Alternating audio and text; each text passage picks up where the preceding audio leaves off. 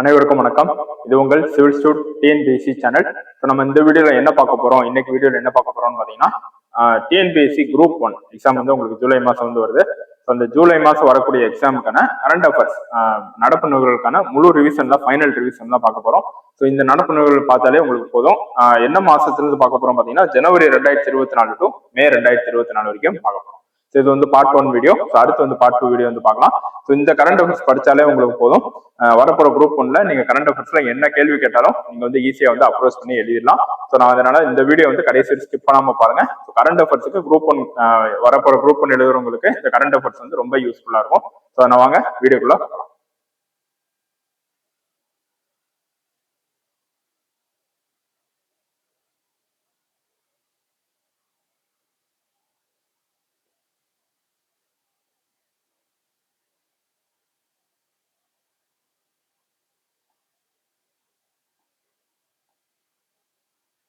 First பாருங்க, uniform civil code, சரியா, UCC அப்படின்னு சொல்லுவோம், பொது சிவில் சட்டம் அப்படின்னு சொல்லுவோம். ஸோ இந்த யூனிஃபார்ம் சிவில் கோட் பாத்தீங்கன்னா நீங்க ரொம்ப நியூஸ்ல வந்து கேள்விப்பட்டிருப்பீங்க, சரியா. ஸோ இந்த யூனிஃபார்ம் சிவில் கோட் ஏன் நியூஸ்ல வந்துன்னு பாத்தீங்கன்னா, Uttarakhand government, so Uttarakhand state இருக்குல்ல, ஸோ உத்தரகாண்ட் ஸ்டேட் தான் பாத்தீங்கன்னா first state in independent India to implement uniform civil code. இந்த பொது சிவில் சட்டமான யூனிஃபார்ம் சிவில் கோட ஃபர்ஸ்ட் இந்தியாவிலேயே ஃபர்ஸ்ட் இம்ப்ளிமெண்ட் பண்ண ஸ்டேட் எதுன்னு பாத்தீங்கன்னா உத்தரகாண்ட் கவர்மெண்ட் தான் ஃபர்ஸ்ட் வந்து இம்ப்ளிமெண்ட் வந்து பண்ணியிருக்காங்க. ஸோ இது இந்த யூனிஃபார்ம் சிவில் கோடும் பார்த்தீங்கன்னா பாலிட்டி, நம்ம இந்திய ஆட்சியில் வந்து நீங்க படிப்பீங்க குரூப் 1க்கு. அந்த இந்தியன் பாலிட்டியில பார்த்தீங்கன்னா இந்த யூனிஃபார்ம் சிவில் கோடுன்றது ரொம்ப முக்கியமானது. இந்த யூனிஃபார்ம் சிவில் கோடு இப்போ டிபிஎஸ்பி அப்படி பார்த்துட்டாலே இந்த யூனிஃபார்ம் சிவில் கோடு அப்படின்னு சொல்லக்கூடிய இந்த ஆர்டிகல் இல்லாம கொஸ்டின் பேப்பரே இருக்காது உங்களுக்கு. ஸோ அதனால டிபிஎஸ்பி இந்தியன் பாலிட்டியில டிபிஎஸ்பியில ஆர்டிகல் 44 சொல்லுவோம், சரியா, லிபரல் இன்டெலக்சுவல் பிரின்சிபல் அப்படின்னு சொல்லுவோம். அந்த லிபரல் இன்டெலக்சுவல் பிரின்சிபல்ல ஆர்டிகல் 44ல இந்த டிபிஎஸ்பியை பத்தி பேசியிருப்பாங்க. இதுவுமே நீங்க நான் வச்சுக்கோங்க. அப்ப யூனிஃபார்ம் சிவில் கோட் அப்படின்னா ரெண்டு விஷயம் உங்களுக்கு நான் வரணும். ஒன்னு, உத்தரகாண்ட் ஸ்டேட் வந்து ஃபர்ஸ்ட் வந்து இந்தியாவிலேயே இம்ப்ளிமெண்ட் பண்ணியிருக்காங்க. இந்த யூனிஃபார்ம் சிவில் கோட் எங்க டிபிஎஸ்பில வந்திருக்குன்னு பாத்தீங்கன்னா ஆர்டிகல் 44ல தான் DPSP, directive principle of state policy அப்படின்னு சொல்லக்கூடிய பாலிட்டியில வந்து இது ஒரு முக்கியமான டாபிக், சரியா. ஸோ அப்ப யூனிஃபார்ம் சிவில் கோட்னா இந்த ரெண்டு விஷயம் வந்து நீங்க நான் வச்சுக்கோங்க, சரியா. அடுத்து பாருங்க, எலக்டோரல் பாண்ட்ஸ் ரொம்ப முக்கியமான ஒரு கான்செப்ட். ஸோ தேர்தல் நிதி பத்திரங்கள், ஸோ தேர்தல் பத்திரம் அப்படின்னு சொல்லுவோம், எலக்டோரல் பாண்ட்ஸ். ஸோ இதுக்கு எதுக்கு வந்து நியூஸ்ல வந்துச்சுன்னு பாத்தீங்கன்னா, இந்த எலக்டோரல் பாண்ட்ஸ் வந்து ஸ்கிராப் பண்ணிட்டாங்க, சரியா, நீக்கிட்டாங்க. சுப்ரீம் கோர்ட் வந்து உச்சநீதிமன்றம் வந்து அதிரடி தீர்ப்பு வந்து கொடுத்து இந்த எலக்டோரல் பாண்ட்ஸ்னால நிறைய பொலிட்டிக்கல் பார்ட்டிஸ் வந்து நிறைய பயனடைகிறாங்க, நிறைய காசு வந்து சேர்த்துட்டாங்க இப்ப. அதனால பாத்தீங்கன்னா இந்த எலக்டோரல் பாண்ட்ஸ் வந்து விற்கக்கூடாதுன்னு சொல்லிட்டு அந்த ஸ்கீமையே ஸ்கிராப் பண்ணிட்டாங்க. அதனாலதான் நியூஸ்ல வந்து ரொம்ப டிபேட் வந்து போயிட்டு இருந்துச்சு. ஸோ குரூப் 1க்கு படிக்கிறவங்க இந்த எலக்டோரல் பாண்ட்ஸ் வந்து மெயின்ஸுக்கும் நல்லா படிச்சுக்கோங்க. அதே மாதிரி ப்ரிலிம்ஸ் படிக்கிறவங்க ப்ரிலிம்ஸுக்குமே நல்லா படிச்சுக்கோங்க. கண்டிப்பா ஒரு கொஸ்டின் எலக்டோரல் பாண்ட்ஸ்ல இருந்து கண்டிப்பா ஒரு கொஸ்டின் வந்து வந்துடும். ஸோ இந்த எலக்டோரல் பாண்ட்ஸ்ன்றது எப்ப இம்ப்ளிமெண்ட் பண்ணாங்கன்னா 2018 தான் இம்ப்ளிமெண்ட் பண்ணாங்க, சரியா. இதுவுமே பார்த்துக்கோங்க, 2018 இம்ப்ளிமெண்ட் பண்ணி 2024 வந்து ஸ்கிராப் பண்ணிட்டாங்க, சரியா. அடுத்து பாத்தீங்கன்னா, it allows individuals and entities to make anonymous donation to registered political parties. So ஒரு பொலிட்டிக்கல் பார்ட்டி, ஒரு இந்தியாவில வந்து ஒரு political party, registered political party, இதுதான் இங்க முக்கியம். இந்தியால ஒரு ரெஜிஸ்டர்ட் பொலிட்டிக்கல் அரசியல் கட்சி, ரெஜிஸ்டர்ட் பொலிட்டிக்கல் பார்ட்டி இருக்குன்னா அந்த ரெஜிஸ்டர்ட் பொலிட்டிக்கல் பார்ட்டிக்கு ஒரு இண்டிவிஜுவலோ அல்லது ஒரு கம்பெனியோ தேர்தல் நிதி பத்திரத்தை வந்து வழங்கலாம். ஸோ தமிழ்ல பாருங்க என்னன்னு, தேர்தல் பத்திரம் என்பது அரசியல் கட்சிக்கு அல்லது தனிநபர்களுக்கு நன்கொடை செலுத்த விரும்பும் ஒரு இந்திய குடிமகன் அல்லது இந்தியாவில் இணைக்கப்பட்ட நிறுவனம். ஸோ நல்லா பார்த்துக்கோங்க, இந்திய குடிமகனும் கொடுக்கலாம், இல்லாட்டி இந்தியாவில் இணைக்கப்பட்ட ஒரு நிறுவனமும் இந்த தேர்தல் பத்திரத்தை வந்து கொடுக்கலாம். சரி, எந்த வங்கி மூலமா கொடுக்கலாம் பாத்தீங்கன்னா, பாரத ஸ்டேட் வங்கியின் தேர்ந்தெடுக்கப்பட்ட கிளைகளிலிருந்து வாங்கக்கூடிய ஒரு பத்திரம் தான், சரியா, வாங்கக்கூடிய ஒரு உறுதிமொழி பத்திரம், ப்ராமிசரி நோட்ஸ் சொல்லுவோம். இங்கிலீஷ்ல வந்து உறுதிமொழி பத்திரம்னா இங்கிலீஷ்ல ப்ராமிசரி நோட்ஸ் சொல்லுவோம். அந்த ப்ராமிசரி நோட்ஸ் இஷ்யூ பண்றது யாரு? ஸ்டேட் பேங்க் ஆஃப் இந்தியால இருந்து தான் இந்த தேர்தல் பத்திரம் வந்து வாங்க முடியும்னு சொல்லிட்டு சொல்றாங்க, சரி, issued by state bank of India. இது வந்து இன்ட்ரெஸ்ட் ஃப்ரீ. இந்த தேர்தல் பத்திரத்துக்கு பாத்தீங்கன்னா தேர்தல் பத்திரத்துக்கு எந்த வட்டியும் கிடையாது. ஸோ வட்டி வந்து 0% இருக்கு. It can be purchase either individual or jointly within others, சரியா. இண்டிவிஜுவலா நீங்க வந்து டொனேட் பண்ணலாம், இல்லாட்டி எல்லாரும் ஒரு கம்பெனி மாதிரி சேர்ந்து நீங்க வந்து டொனேட் பண்ணலாம், சரியா. Valid for 15 days from date of issue. இந்த நிதி பத்திரம், தேர்தல் பத்திரம்ன்றது 15 நாள் தான் வேலிடிட்டின்னு சொல்லிட்டு சொல்றாங்க. இதனால எக்ஸாம் பாயிண்ட் ஆஃப் வியூ உங்களுக்கு, ஸோ குரூப் ஒன்ல இந்த மாதிரி ஸ்டேட்மெண்ட் வந்து உங்களுக்கு ஸ்டேட்மெண்ட்டாக கேட்கலாம். எலக்ட்ரல் பாண்ட்ஸ் பற்றி ஒரு 4 ஸ்டேட்மெண்ட் கொடுத்து இந்த 4 ஸ்டேட்மெண்ட்ல ஒரு ஸ்டேட்மெண்ட் வந்து இந்த 15 days வேலிட் ஃபார் 15 days, இந்த 15 days பதிலாக 20 days கொடுக்கலாம், 10 days கொடுக்கலாம், அந்த மாதிரி கொடுக்கலாம். சரி, அப்ப இந்த தேர்தல் எலக்ட்ரல் பாண்ட்ஸ் வந்து எத்தனை நாள் வந்து வேலிட் பார்த்தீங்கன்னா 15 days தான் இது வந்து valid. It can be purchase digitally, so டிஜிட்டலாகவும் பர்ச்சேஸ் பண்ண முடியும்னு சொல்றாங்க. ஸோ ஆர் த்ரூ செக்ஸ், சரி, செக்ஸ் மூலமா பர்ச்சேஸ் பண்ணலாம், டிஜிட்டலாகவும் பர்ச்சேஸ் பண்ணலாம். அப்ப எலக்ட்ரல் பாண்ட்ஸ் பத்தி கண்டிப்பா ஒரு கொஸ்டின் வந்து வரும். ஸோ இந்த எலக்ட்ரல் பாண்ட்ஸ் பத்தி நல்லா படிச்சுக்கோங்க. இந்த கண்டென்ட்டே உங்களுக்கு எலக்ட்ரல் பாண்ட்ஸ் பத்தி இந்த கண்டென்ட்டே போதுமான அளவு போதும். சரியா, குரூப் 1 கரண்ட் அஃபேர்ஸ்ல கண்டிப்பா இதுல இருந்து கொஸ்டின் கேட்டா, எலக்ட்ரல் பாண்ட்ஸ்ல இருந்து கொஸ்டின் கேட்டா கண்டிப்பா இதுல இருந்து தான் உங்களுக்கு கொஸ்டின் வந்து வரும். அடுத்து பாரத ரத்னா அவார்ட்ஸ். சரியா, ரொம்ப முக்கியமான ஒரு கான்செப்ட். ஸோ பாரத ரத்னா வந்து பாத்தீங்கன்னா எதுக்கு முக்கியம்னு சொல்றேன். இந்த பாரத ரத்னா வந்து கண்டிப்பா ஒரு கொஸ்டின் வந்து குரூப் 1ல வரப்போற குரூப் 4ல கூட கேட்கலாம். சரியா, குரூப் 4ல இது பார்க்கலாம். அதே மாதிரி குரூப் 2 வரப்போற குரூப் 2 கேட்கலாம். அதனால நல்லா பார்த்துக்கோங்க. சரியா, பாரத ரத்னா விருது வந்து பாத்தீங்கன்னா இந்த வருஷம் 5 பேர் கொடுத்துருக்காங்க. ஸோ இதுக்கு முன்னாடி 1999ல பாத்தீங்கன்னா 4 பேர் கொடுத்தாங்க. ஸோ இப்பதான் ஃபர்ஸ்ட் இந்தியாவில வந்து 5 பேருக்கு வந்து கொடுத்துருக்காங்க. ஸோ அதனால இந்த பாரத ரத்னா விருது வந்து ரொம்ப முக்கியமானது. அந்த 5 பேர் யாருன்னு பாத்தீங்கன்னா PV நரசிம்மராவ், சரண் சிங். இவங்க 2 பேருமே முன்னாள் பிரதமர்கள். சரியா, முன்னாள் பிரதமர் PV நரசிம்மராவ், சரண் சிங். அதே மாதிரி பாத்தீங்கன்னா MS சுவாமிநாதன். இவர் வந்து பாத்தீங்கன்னா பசுமை புரட்சியின் தந்தை அப்படின்னு சொல்லுவோம். இந்தியால பசுமை புரட்சியின் தந்தை, father of green revolution in India யாருன்னா MS சுவாமிநாதன். ஸோ அவருக்கு கொடுத்துருக்காங்க. அதுக்கடுத்து பாத்தீங்கன்னா கர்பூரி தாகூர். ஸோ இவர் வந்து பாத்தீங்கன்னா முன்னாள் முதலமைச்சர். சரியா, அதே மாதிரி பாத்தீங்கன்னா அத்வானி. So Advani, LK Advani. இவர் வந்து பாஜகவின் மூத்த தலைவர் வந்து அத்வானி. ஸோ இவங்க 5 பேருக்கு வந்து இப்ப வந்து கொடுத்துருக்காங்க. அதுக்கடுத்து பாத்தீங்கன்னா இந்த PV நரசிம்மராவ், நம்ம வந்து எக்கனாமியில வந்து ரொம்ப ஒரு முக்கியமான நபர் வந்து PV நரசிம்மராவ். சரியா, அப்போ உங்களுக்கு பாரத ரத்னா வந்து எந்த மாதிரி சப்ஜெக்ட்ல இருந்து கொஸ்டின் கேட்கலாம்னு பாத்தீங்கன்னா, ஒண்ணு எக்கனாமிக் ரிஃபார்ம்ஸ், அதாவது 1991ல வந்து எக்கனாமிக் ரிஃபார்ம்ஸ் வந்து கொண்டு வந்தாங்க இந்தியால. அந்த எக்கனாமிக் ரிஃபார்ம்ஸ் கொண்டு வந்ததுல ஒரு முக்கியமான நபர் யாருன்னு பாத்தீங்கன்னா PV நரசிம்மராவ், முன்னாள் பிரதமர் PV நரசிம்மராவ். அப்ப இவர் தான் அந்த எக்கனாமிக் ரிஃபார்ம்ஸ் கொண்டு வந்ததுல முக்கியமான அவரே டெடிகேட் பண்ணவர் யாருன்னு பாத்தீங்கன்னா 1991ல PV நரசிம்மராவ். இவர் தான் அந்த 1991 எக்கனாமிக் ரிஃபார்ம்ஸ் கொண்டு வர போது யாரு பிரதமரா இருந்தாருன்னா PV நரசிம்மராவ் தான் இருந்தார். சரி, அதுக்கடுத்து பாத்தீங்கன்னா MS சுவாமிநாதன். இவர் வந்து ஃபாதர் ஆஃப் கிரீன் ரெவல்யூஷன் சொல்லுவோம். ஒண்ணு வந்து father of Indian green revolution யாருன்னு கேட்கலாம், அது MS சுவாமிநாதன். அதே மாதிரி பாத்தீங்கன்னா MS சுவாமிநாதன் பத்தி கேட்கலாம், அது ஒண்ணு. அடுத்து கிரீன் ரெவல்யூஷன் பத்தி கொஸ்டின் கேட்கலாம். சரியா, இப்போ பாரத ரத்னா அவார்ட்லயே உங்களுக்கு நிறைய விதமா கொஸ்டின் வந்து கேட்கலாம். சரியா, பாரத ரத்னா விருது பத்தியே கொஸ்டின் வந்து கேட்கலாம். ஸோ அதை வந்து அடுத்த ஸ்டேஜ்ல வந்து பார்க்கலாம். அப்போ பாரத ரத்னா விருது வந்து பாத்தீங்கன்னா 5 பேருக்கு இந்த வட்டம் கொடுத்துருக்காங்க. ஸோ இந்த வட்டம் தான் ஃபர்ஸ்ட் 5 பேருக்கு வந்து இந்தியாவில வந்து கொடுத்துருக்காங்க. அதுவுமே பார்த்துக்கோங்க. சரியா, ஸோ பாரத ரத்னா விருதை பத்தி பாருங்க. ஸோ இது வந்து ஹையஸ்ட் சிவிலியன் அவார்டுன்னு சொல்றாங்க. இது வந்து எப்போ ஃபர்ஸ்ட் கொடுத்தாங்கன்னு பாத்தீங்கன்னா 1954ல தான் ஃபர்ஸ்ட் கொடுத்துருக்காங்க. சரியா, இது வந்து நல்லா பாத்துக்கோங்க. அதே மாதிரி பாத்தீங்கன்னா பாரத ரத்னா விருது பாத்தீங்கன்னா இந்தியர்களுக்கு மட்டும் தான் கொடுப்பாங்களா அப்படின்னா இல்ல. ஸோ இந்தியா தவிர்த்து வெளிநாடுகளுக்கும் பாரத ரத்னா வந்து கொடுப்பாங்க. இது ஒரு முக்கியமான ஸ்டேட்மெண்ட். சரியா, ஸோ நீங்க என்ன நினைப்பீங்க, பாரத ரத்னா அப்படின்னா பாரதம் அப்படின்னா வந்துச்சுன்னா இந்தியா மட்டும் தான், இந்தியாவில் இருக்கிறவங்க மட்டும் தான் கொடுப்பாங்க அப்படின்னு நினைப்பீங்க. இல்ல, இதுக்கு முன்னாடி 3 பேருக்கு வந்து கொடுத்துருக்காங்க. யாருன்னு பாத்தீங்கன்னா அன்னை தெரசா. அதுக்கடுத்து பாத்தீங்கன்னா கான் அப்துல் காஃபர் கான் அவர்கள். அதுக்கடுத்து பாத்தீங்கன்னா தென்னாப்பிரிக்காவின் முன்னாள் குடியரசுத் தலைவரான பிரசிடென்ட். சரியா, south African president Nelson Mandela. தென்னாப்பிரிக்காவின் பிரசிடென்ட் குடியரசுத் தலைவரான நெல்சன் மண்டேலா. அப்ப அன்னை தெரசா, கான் அப்துல் காஃபர் கான், இவர் வந்து பாகிஸ்தானை சேர்ந்தவர். அடுத்து தென்னாப்பிரிக்காவை சேர்ந்த முன்னாள் தென்னாப்பிரிக்காவின் குடியரசுத் தலைவரான நெல்சன் மண்டேலா. 3 பேருக்கு வந்து பாரத ரத்னா வந்து கொடுத்துருக்காங்க. சரி, அப்ப பாரத ரத்னா வந்து பாத்தீங்கன்னா இறந்ததுக்கு அப்புறம் கொடுப்பாங்க. போஸ்ட்மஸா கொடுப்பாங்க. போஸ்ட்மஸ் அப்படின்னு சொல்லுவோம், இறந்ததுக்கு அப்புறம். இப்ப இந்த வருஷம் பாத்தீங்கன்னா PV நரசிம்மராவ் கொடுத்துருக்காங்க, இறந்ததுக்கு அப்புறம் தான் கொடுத்துருக்காங்க. அதே மாதிரி பாத்தீங்கன்னா MS சுவாமிநாதன் இறந்ததுக்கு அப்புறம் கொடுத்துருக்காங்க. சரி, இப்ப இந்த 5 பேர்ல வந்து 4 பேர் இறந்துட்டாங்க. ஒரே ஒரு ஆளு பாத்தீங்கன்னா LK அத்வானி, அவர் தான் இப்ப வந்து பாத்தீங்கன்னா உயிரோட இருக்காரு. சரியா, சோ அதனால இது பாத்துக்கோங்க. சோ இறந்ததுக்கு அப்புறம் வந்து முன்னாடி பாரத ரத்னா வந்து இறந்ததுக்கு அப்புறம் கொடுக்கல. சோ அதுக்கப்புறம் தான் கொடுக்க ஆரம்பிச்சாங்க. அப்ப அந்த இறந்ததுக்கு அப்புறம் ஃபர்ஸ்ட் கொடுத்த ஒரு நபர் யாருன்னு பாத்தீங்கன்னா முன்னாள் பிரதமர் லால் பகதூர் சாஸ்திரி அவர். சரியா, முன்னாள் பிரதமர் லால் பகதூர் சாஸ்திரிக்கு தான் இறந்ததுக்கு அப்புறம் முதல்ல கொடுத்துருக்காங்க. ஸோ இதுமே பார்த்துக்கோங்க. அதே மாதிரி பாத்தீங்கன்னா இந்த பாரத ரத்னா விருது ரெக்கமெண்டேஷன், பாரத ரத்னா விருது கொடுக்கறதுக்கு யார் ரெக்கமெண்ட் பண்ணுவாங்க பாத்தீங்கன்னா பிரதமர் அவர்கள் தான் ரெக்கமெண்ட் பண்ணுவாங்க. யார்கிட்டனா குடியரசுத் தலைவர்கிட்ட கொடுங்கன்னு ரெக்கமெண்ட் பண்ணுவாங்க. சரியா, ஸோ பிரதமர் என்ன பண்ணுவாங்கன்னா இவங்களை வந்து நான் பாரத ரத்னா விருதுக்கு தேர்ந்தெடுத்திருக்கேன், ஸோ இவங்களுக்கு வந்து பாரத ரத்னா விருது வந்து கொடுங்கன்னு சொல்லிட்டு பிரசிடென்ட் சொல்லுவாரு. ஸோ பிரசிடென்ட் வந்து வருஷம் வந்து பாரத ரத்னா விருது வந்து கொடுப்பாரு.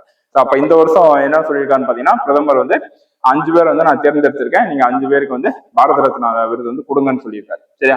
அதுக்கடுத்து பாத்தீங்கன்னா நம்பர் ஆஃப் ஆனுவல் அவார்ட்ஸ், அதாவது வருஷம் கொடுக்கக்கூடிய இந்த பாரத ரத்னா விருது வந்து 3 பேருக்கு தான் கொடுக்க முடியும், அதுக்கு மேல கொடுக்க முடியாது. சரி, அந்த 3 பேருக்கு தான் வருஷம் வந்து கொடுப்பாங்க. 3 பேரு கம்மியா தான் கொடுப்பாங்க, 3 பேர் அல்லது 3 பேர் கம்மியா தான் கொடுப்பாங்க. இதுக்கு முன்னாடி 1999 4 பேர் கொடுத்துருக்காங்க. அதே மாதிரி இந்த வருஷம் 2024 பாத்தீங்கன்னா 5 பேர் கொடுத்துருக்காங்க. அந்த 5 பேர் தான் இவங்க. அப்ப இது அதனால இந்த பாரத ரத்னா விருது ரொம்ப முக்கியமானது. ஏன்னா பாரத ரத்னா விருதுனாலே 3 பேருக்கு தான் கொடுக்கணும்னு சொல்லிட்டு அந்த விருதுல கண்டிஷனே சொல்லியிருக்காங்க. ஆனா இதுக்கு முன்னாடி 4 பேர் கொடுத்துருக்காங்க. இப்போ வந்து 2025ல ஃபர்ஸ்ட் வந்து 5 பேர் கொடுத்துருக்காங்க. வரலாறுலேயே இது 5 பேர் கொடுக்குற ஃபர்ஸ்ட் டைம். சரியா? சோ இந்த அவார்டு வந்து பாத்தீங்கன்னா எனி மானிட்டரி கிராண்ட், அதாவது பணம் வந்து இந்த அவார்டை வந்து கொடுக்க மாட்டாங்க. ஸோ சில அவார்ட்ஸ் வந்து பாத்தீங்கன்னா பணம் கொடுப்பாங்க, இந்த அவார்டுக்கு வந்து பணம் வந்து கொடுக்க மாட்டாங்க. சரியா? அதே மாதிரி ஆர்டிகல் 18/1, ஸோ 18 விதி. ஸோ இந்த விதி என்ன பேசுதுன்னு பாத்தீங்கன்னா அபாலிஷன் ஆஃப் டைட்டிலை பத்தி பேசுது, அதாவது பட்டங்களை ஒழித்தல். ஸோ இந்த பட்டங்களை ஒழித்தல் வந்து எதை பத்தி பேசுதுன்னு பாத்தீங்கன்னா, இப்ப பாரத ரத்னா அவார்டு வந்து ஒருத்தர் வாங்கியிருக்காரு, இப்ப எல்கே அத்வானி வந்து வாங்கியிருக்காருன்னு பாத்தீங்கன்னா, வாங்கியிருக்காரு அப்படின்னா அந்த எல்கே அத்வானிக்கு முன்னாடி பாரத ரத்னா அதை அல்லது எல்கே அத்வானி பேருக்கு பின்னாடி வந்து பாரத ரத்னா சொல்லிட்டு போடக்கூடாது. சரி, அதுதான் அந்த டைட்டில் வந்து அபாலிஷன் பண்றதா அந்த ஆர்டிகல் 18/1 வந்து பேசுது. அதனால இது வந்து பாத்துக்கோங்க, பாரத ரத்னா அத்வானி அப்படின்னு சொல்லிட்டு போடக்கூடாது. சரியா? அதாவது அதுக்கப்புறம் அத்வானி பாரத ரத்னா அப்படின்னு சொல்லிட்டு பாரத ரத்னாவும் பேருக்கு பின்னாடியும் முன்னாடியும் வந்து போடக்கூடாது. இதுவுமே இந்த ரூல்ஸ் வந்து சொல்லியிருக்காங்க. ஸோ அதனால இது வந்து பாத்துக்கோங்க. இந்த ஆர்டிகல் வந்து பாத்துக்கோங்க, ஆர்டிகல் 18 கீழே 18/1 பாத்தீங்கன்னா எதை பத்தி பேசுதுன்னா அபாலிஷன் ஆஃப் டைட்டில், பட்டங்களை ஒழித்தல் பத்தி பேசுது. சரியா? அடுத்து ஞானபீட விருது. ஸோ ரொம்ப முக்கியமானது. ஸோ ஞானபீட விருது பத்தி வருஷம் வந்து ஒரு கொஸ்டின் இப்ப டிஎன்பிஎஸ்ல குரூப் 2லயும் சரி, குரூப் 1ல, குரூப் 4ல மூணு எக்ஸாம்லயும் ஒரு கொஸ்டின் வந்து கண்டிப்பா கேட்டுறாங்க. ஸோ இந்த ஞானபீட விருது 2023க்கான ஞானபீட விருது வந்து 2 பேருக்கு கொடுத்துருக்காங்க. ஒன்னு புல்சார் அப்படின்னு சொல்லக்கூடிய பொயட் அண்ட் லிரிஸ்ட். சரியா? பொயட் அண்ட் லிரிஸ்ட் ஆனா புல்சார் அப்படின்னு சொல்லக்கூடியவரும், அதே மாதிரி பாத்தீங்கன்னா சான்ஸ்கிரிட் ஸ்காலர், சமஸ்கிருதம், ஸோ சமஸ்கிருதம் ஸ்காலரான சுவாமி ராமபத்ராச்சாரியா அப்படின்னு சொல்லக்கூடிய 2 பேருக்கு வந்து இந்த 2023க்கான ஞானபீட விருது வந்து கொடுத்துருக்காங்க. சரி, 2022க்கான ஞானபீட விருது பாத்தீங்கன்னா தாமோதர் மூசோ அப்படின்னு சொல்லிட்டு ஒருத்தர் கொடுத்துருப்பாங்க. அதே மாதிரி 2022க்கு தாமோதர் மூசோ, 2021க்கு பாத்தீங்கன்னா நீலமணி பூக்கன். இவர் வந்து பாத்தீங்கன்னா அசாம் மாநிலத்தை சேர்ந்த ஒரு பொயட் தான் நீலமணி பூக்கன். அப்ப 2021 வந்து நீலமணி பூக்கன், 2022 வந்து பாத்தீங்கன்னா தாமோதர் மூசோ, 2023 பாத்தீங்கன்னா 2 பேர் கொடுத்துருக்காங்க. ஒண்ணு வந்து பாத்தீங்கன்னா புல்சார் அவரும், அதுக்கடுத்து ராமபத்ராச்சாரியா. ஸோ 2 பேருக்கு வந்து கொடுத்துருக்காங்க. சரியா? அப்ப 2021, 22, 23 ஞானபீட விருது வந்து பாத்துக்கோங்க. இந்த ஞானபீட விருது வந்து வருஷம் ஒரு கொஸ்டின் வந்து கேட்டுறாங்க இதுல இருந்து. சரியா? அடுத்து பாத்தீங்கன்னா பிரதான் மந்திரி மத்ஸ்ய கிசான் சம்பிரதி சா யோஜனா. மத்ஸ்யா அப்படின்னாலே ஃபிஷரிஸ் நான் வச்சுக்கோங்க. சரி, மத்ஸ்யா அப்படின்னாலே ஃபிஷரிஸ், மீன். சரி, இதுதான் மீன். சரியா? மீன். இது வந்து ஒரு central sector subscheme under the Pradhan Mantri Matsya Sampada. So Matsya Sampada Yojana அப்படின்னு சொல்லிட்டு ஒரு ஸ்கீம் வந்து இருக்கு. அந்த பிரதான் மந்திரி மத்ஸ்ய சம்படா யோஜனா கீழே தான் இந்த ஸ்கீம் வந்து கொண்டு வந்திருக்காங்க, சப்ஸ்கீம் சொல்றாங்க. சரியா? இது என்ன பண்ணும் பாத்தீங்கன்னா formalising the fishery sector. So fishery செக்டாரை ஃபார்மலைஸ் பண்றதுதான் இந்த ஸ்கீமோட முக்கியமான எய்ம்னு சொல்றாங்க. சரியா? அப்ப இந்த பிரதான் மந்திரி மத்ஸ்யா அப்படின்னாலே ஃபிஷரிங் செக்டர் நான் வச்சுக்கோங்க. ஸோ எந்த ஆப்ஷன் வந்து ஃபிஷரிங் செக்டர் ரிலேட்டடா இருக்கோ அதுதான் உங்களுக்கு வந்து ஆன்சரா இருக்கும். சரியா? அடுத்து லோக்பால் ரொம்ப முக்கியமானது. எப்படி பாரத ரத்னா வந்து நம்ம முக்கியமானதுன்னு சொல்றோமோ அதே மாதிரி இந்த லோக்பால் வந்து இந்த வருஷம் வந்து புது சேர்மன் வந்து போட்டிருக்காங்க லோக்பாலுக்கு. அதனால இந்த லோக்பால்ல இருந்து கண்டிப்பா ஒரு கொஸ்டின் வந்து வரதுக்கு சான்ஸ் இருக்கு. ஸோ லோக்பால் நியூ சேர்பர்சன் பேர் என்னன்னு பாத்தீங்கன்னா ஏஎம் கான்வில்கர். சரி, ஏஎம் கான்வில்கர். ஸோ இவர் பாத்தீங்கன்னா இவர் தான் new chairperson appointed by president. இந்த லோக்பால் சேர்பர்சனை யார் அப்பாயின்மெண்ட் பண்ணுவாங்கன்னு பாத்தீங்கன்னா பிரசிடென்ட், குடியரசுத் தலைவர் தான் அப்பாயின்மெண்ட் பண்ணுவாங்க. ஸோ மெம்பர்ஸ் பாத்தீங்கன்னா 8 மெம்பர் இருப்பாங்க இதுல. ஸோ லோக்பால்ல மொத்தம் 8 மெம்பர் இருப்பாங்க. அதே மாதிரி டேர்ம் ஆஃப் ஆஃபீஸ். ஸோ இந்த லோக்பால் சேர்மன் பிளஸ் மெம்பர் வந்து எவ்வளவு வருஷம் வந்து அந்த ஆபீஸ் டேர்ம் வந்து இருக்கலாம் பாத்தீங்கன்னா 5 வருஷம் அல்லது 70 வயசு. சரி, 5 வருஷம் 70 வயசு வரைக்கும் இருக்கலாம். So it is operating at union level. So 2 இருக்கு நம்மளுக்கு, லோக்பால், லோக் ஆயுக்தா. லோக்பால் பாத்தீங்கன்னா சென்ட்ரல் லெவல்ல இருக்கும், லோக் ஆயுக்தா வந்து ஸ்டேட் லெவல்ல இருக்கும். ஸோ இது முக்கியமா இது வந்து ஆன்டி கரப்ஷன் பாடி. சரி, ஆன்டி கரப்ஷன் அத்தாரிட்டி. அதாவது ஏதாச்சும் ஒரு ஊழல் நடந்துச்சு அப்படின்னா அந்த ஊழலுக்கு எதிராக சட்டம், ஊழலுக்கு வந்து அந்த சட்ட நடவடிக்கை, இந்த ஊழலுக்கு எதிரான சட்ட நடவடிக்கை எடுப்பதுதான் இந்த லோக்பாலுடைய முக்கியமான லெவல். ஸோ லோக் ஆயுக்தா அதேதான். லோக்பால் வந்து சென்ட்ரல் லெவல்ல நடவடிக்கை எடுப்பாங்க, லோக் ஆயுக்தா வந்து ஸ்டேட் லெவல்ல நடவடிக்கை எடுப்பாங்க. சரியா? ஸோ இது வந்து பாத்தீங்கன்னா இந்த டேர்ம் லோக்பால், இந்த லோக்பால்ன்ற அந்த வார்த்தையை வந்து யாரு ஃபர்ஸ்ட் இன்ட்ரோடியூஸ் பண்ணாம பாத்தீங்கன்னா எல்எம் சிங்கி அவர். ஸோ இதுவுமே டிஎன்பிஎஸ்சில முன்னாடி ஒரு வருஷம் வந்து கேட்டிருக்காங்க. சரியா, எல்எம் சிங்கி அவர்கள். அதே மாதிரி பாத்தீங்கன்னா லோக்பால் ஆக்ட் வாஸ் பாஸ்ட் இன் 2013. அதாவது அந்த லோக்பால் ஆக்ட் வந்து பாத்தீங்கன்னா 2013 அந்த லோக்பால் சட்டம் 2013 பாஸ் பண்றாங்க. 2014 ஜனவரி 16 2014 பாத்தீங்கன்னா ஃபோர்ஸுக்கு வருது. சரியா, ஆனா அது எப்ப இம்ப்ளிமெண்ட் பண்றாங்கன்னு பாத்தீங்கன்னா இன்ஸ்டிடியூட் பண்ணாங்க பாத்தீங்கன்னா 2019. அப்ப இந்த லோக்பால் அந்த அமைப்பு வந்து எப்ப இன்ஸ்டிடியூட் பண்றாங்க உள்ள அப்படின்னு பாத்தீங்கன்னா 2019 தான் ஃபர்ஸ்ட் வந்து உள்ள கொண்டு வராங்க. அந்த 2019 ஃபர்ஸ்ட் உள்ள கொண்டு வரப்ப அந்த லோக்பாலோட சேர்மன் ஃபர்ஸ்ட் சேர்பர்சன் யாருன்னு பாத்தீங்கன்னா justice P K. Ghose. So P K. கோஸ்ன்னு சொல்லிட்டு ஒருத்தர் தான் அந்த ஃபர்ஸ்ட் சேர்மன் 2019 கொண்டு வராங்க. 2019 கொண்டு வரப்பையே ஃபர்ஸ்ட் சேர்பர்சனா யார் இருக்காங்கன்னா பி.கே. கோஸ் அவர்கள் இருக்காங்க. சரியா, ஸோ இது வந்து இதுதான். ஸோ இதுதான் லோக்பாலோட ஒரு முக்கியமான இன்ஃபர்மேஷன்.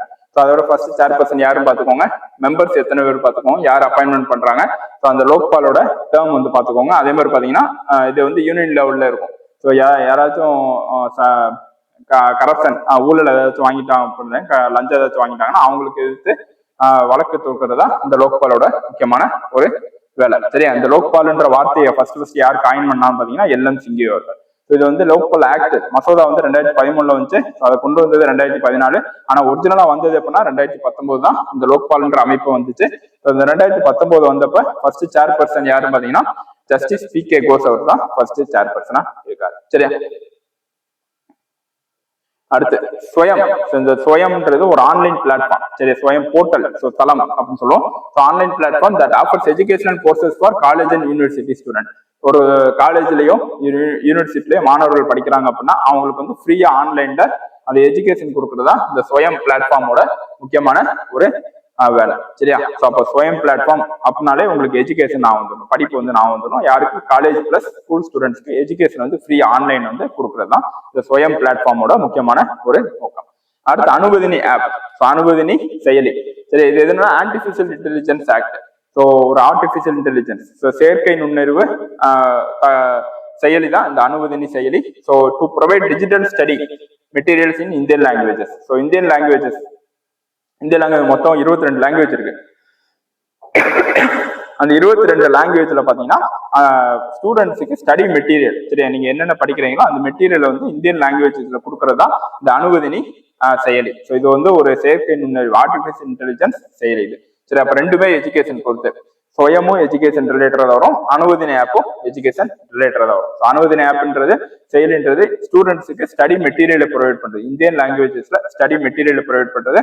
ஸ்வயம் பிளாட்ஃபார்ம்ன்றது எஜுகேஷனல் கோர்சஸ் வந்து காலேஜ் ஸ்டூடெண்ட்ஸுக்கும் ஸ்கூல் ஸ்டூடெண்ட்ஸுக்கும் எஜுகேஷனல் கோர்சஸ் ஆன்லைன்ல ஃப்ரீயா வந்து ப்ரொவைட் பண்றதா இந்த ஸ்வயம் போர்ட்டல். சரியா, அடுத்து state which has highest Ramsar side. ரொம்ப முக்கியமானது. ராம்சார் தலங்கள். போன குரூப் ஒன்று என்ன கேட்டாங்கன்னா இந்தியாவில எத்தனை மொத்த ராம்சார் தலங்கள் இருக்குன்னு கேட்டாங்க.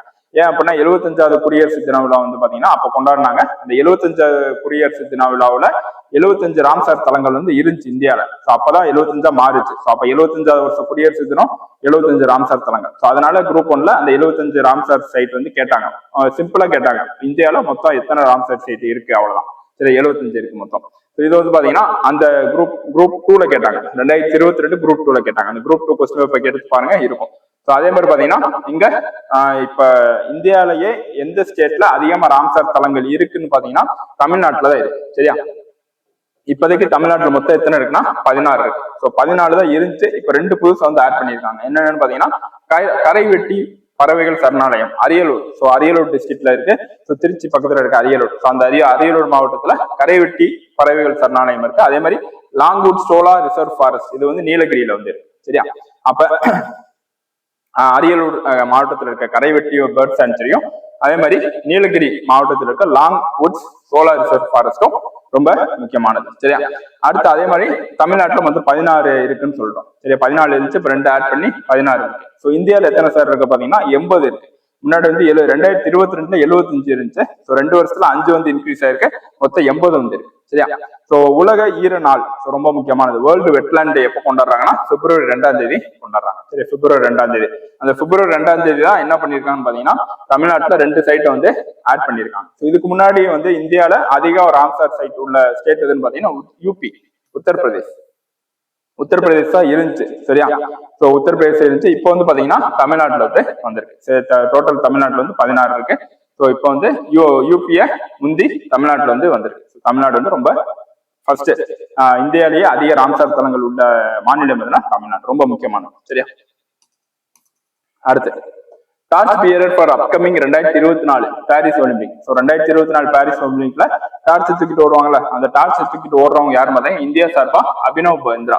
அபினவ் பிந்திரா அவர்கள். அபினவ் பிந்திரா வந்து ஷூட்டிங், ஒலிம்பிக்ல ஷூட்டிங் சுடுதல், துப்பாக்கி சுடுதல்ல அபினவ் பிந்திரா கோல்டு மெடல் வந்து வாங்கியிருக்காரு. இதுக்கு முன்னாடி இப்ப 2026 பாரிஸ் ஒலிம்பிக்ல பாத்தீங்கன்னா அபினவ் பிந்திரா தான் டார்ச் தூக்கிட்டு ஓட போறாரு. சரி, ரொம்ப முக்கியமானது, பாத்துக்கோங்க. அது மாதிரி logistic performance index. So group 1 டிஎன்பிஎஸ்ல இப்ப பாத்தீங்கன்னா ரிப்போர்ட்ஸ் கேட்க ஆரம்பிச்சிட்டாங்க. சரியா? அது மாதிரி இந்த லாஜிஸ்டிக் பர்ஃபார்மன்ஸ் இண்டெக்ஸ் பாத்தீங்கன்னா நியூஸ் பேப்பர்ல அடிக்கடி வந்த ஒரு ரிப்போர்ட். ஸோ ரிலீஸ் பண்றது யாருன்னு பார்த்தீங்கன்னா வேர்ல்டு பேங்க். ஸோ இந்தியா வந்து 139 நாடுகள்ல 38 நாடா. ஸோ நல்லா பார்த்துக்கோங்க, 139 நாடுகள்ல 38 நாடா. ரொம்ப ஈஸியானது. ஸோ இது நான் வச்சுக்கணும். மொத்தம் 139 நாடு. 39ல 1 போச்சுன்னா 38. ஸோ 38வது பிளேஸ்ல இந்த லாஜிஸ்டிக் பர்ஃபார்மன்ஸ் இண்டெக்ஸ் வந்து இந்தியா வந்து இருக்கு. ஸோ ரிலீஸ் பண்றது வேர்ல்டு பேங்க். ஸோ நல்லா பார்த்துக்கோங்க. சரியா? அடுத்து வி ஸ்ரீபதி. ஸோ இது பாத்தீங்கன்னா இவங்க 23 வயசு ஒரு பொண்ணு. சரியா? First civil judge. அவங்க கம்யூனிட்டி, அதாவது மலையாளி ட்ரைப். இவங்க வந்து ஒரு மலையாளி ட்ரைப். மலையாளி ட்ரைப் எங்க இருப்பான்னு பாத்தீங்கன்னா ஏலகிரி ஹில்ஸ். திருப்பத்தூர் மாவட்டத்தில் உள்ள ஏலகிரி மலைகள்ல தான் இந்த மலையாளி ட்ரைப்ஸ் வந்து இருப்பாங்க. மலையாளி பழங்குடி வகைகள்ல, பழங்குடி மக்கள்ல முதல் சிவில் ஜட்ஜ் யாருன்னு பாத்தீங்கன்னா, ஃபர்ஸ்ட் சிவில் ஜட்ஜ் வந்து யாருன்னு பாத்தீங்கன்னா 23 வயசான வி ஸ்ரீபதி அவர்கள். சரி, ரொம்ப நியூஸ் வந்து ரொம்ப முக்கியமா இருந்துச்சு. தமிழ்நாடு ஃபுல்லாமே உங்களுக்கு வந்து நோட்டீஸ் வந்து ஒட்டினாங்க. ஸோ ஃபிளெக்ஸ் வச்சாங்க இந்த பொண்ணுக்கு. ஸோ ரொம்ப கொண்டாடினாங்க. அதனால டிஎன்பிஎஸ்ல கேட்கறதுக்கு ரொம்ப சான்ஸ் இருக்கு. அப்போ மலையாளி அப்படின்னு சொல்லக்கூடிய அந்த பழங்குடி இனத்தை சேர்ந்த ஒரு 23 வயது நிரம்பிய வி ஸ்ரீபதி அப்படின்ற பொண்ணு வந்து பாத்தீங்கன்னா ஃபர்ஸ்ட் சிவில் ஜட்ஜா அவங்க கம்யூனிட்டில இருந்து ஃபர்ஸ்ட் சிவில் ஜட்ஜா வந்து வந்திருக்கு. சரியா? நல்லா பாத்துக்கோங்க. பேர் வந்து வி ஸ்ரீபதி. அடுத்து 16வது நிதி ஆணையம். ஸோ எப்படி நம்ம பாரத ரத்னா வந்து ஒரு முக்கியமான டாபிக் சொன்னோம், அதே மாதிரி லோக்பால் வந்து கண்டிப்பா ஒரு கொஸ்டின் வந்து கேட்பாங்கன்னு சொன்னோம். அதே மாதிரி பாத்தீங்கன்னா Bharat Ratna 16th finance commission 16வது நிதி ஆணையம். 16வது நிதி ஆணையம் இப்ப சேர்மன் பாத்தீங்கன்னா அரவிந்த் பனகாரியா. ஸோ 15வது நிதி ஆணையம் வந்து பீரியட் வந்து முடிய போகுது. அதுக்கடுத்து அடுத்து பாத்தீங்கன்னா 16வது நிதி ஆணையம் வந்து இப்ப வந்து கான்ஸ்டியூட் பண்ணியிருக்காங்க. அந்த 16வது நிதி ஆணையத்தோட தலைவர் யாருன்னு பாத்தீங்கன்னா அரவிந்த் பனகாரியா அவர். சரியா? இவர் வந்து பாத்தீங்கன்னா நித்தி ஆயோகோட former vice chairman. So chairman பாத்தீங்கன்னா பிரைம் மினிஸ்டர், நித்தி ஆயோகோட சேர்மன் பாத்தீங்கன்னா பிரைம் மினிஸ்டர். இந்த ஒரு கொஸ்டின் அடிக்கடி டிஎன்பிஎஸ்ல வந்து கேட்பாங்க. ஆனா நித்தி ஆயோகோட வைஸ் சேர்மன் யார் பாத்தீங்கன்னா Arvind Panagariya. So former vice chairman. சரியா? இப்ப நித்தி ஆயோகோட சேர்மன், இப்ப வைஸ் சேர்மன் யாருன்னு பார்த்து சொல்லுங்க. ஸோ இப்ப நித்தி ஆயோகோட வைஸ் சேர்மன் வந்து யாருன்னு சொல்லிட்டு கமெண்ட்ல வந்து சொல்லுங்க. சரியா? இவர் அந்த அரவிந்த் பனகாரியான்றது ஃபார்மர் வைஸ் சேர்பர்சன். முன்னாடி வந்து நித்தி ஆயோகோட வைஸ் சேர்பர்சனா இருக்கிறவர் தான் இப்ப 16வது நிதி ஆணையத்தின் சேர்பர்சனா வந்து வந்திருக்காரு. சரியா? ஸோ மெம்பர்ஸ் நிதி ஆணையத்துல மொத்தம் 4 மெம்பர் இருப்பாங்க. அங்க என்ன பார்த்தோம், 8 மெம்பர் இருப்பாங்க பார்த்தோம். சரியா? லோக்பால்ல மொத்தம் 8 மெம்பர் இருப்பான்னு பார்த்தோம். ஸோ இங்க நித்தி ஆயோக்ல பாத்தீங்கன்னா 4 மெம்பர் இருக்காங்க. சரியா?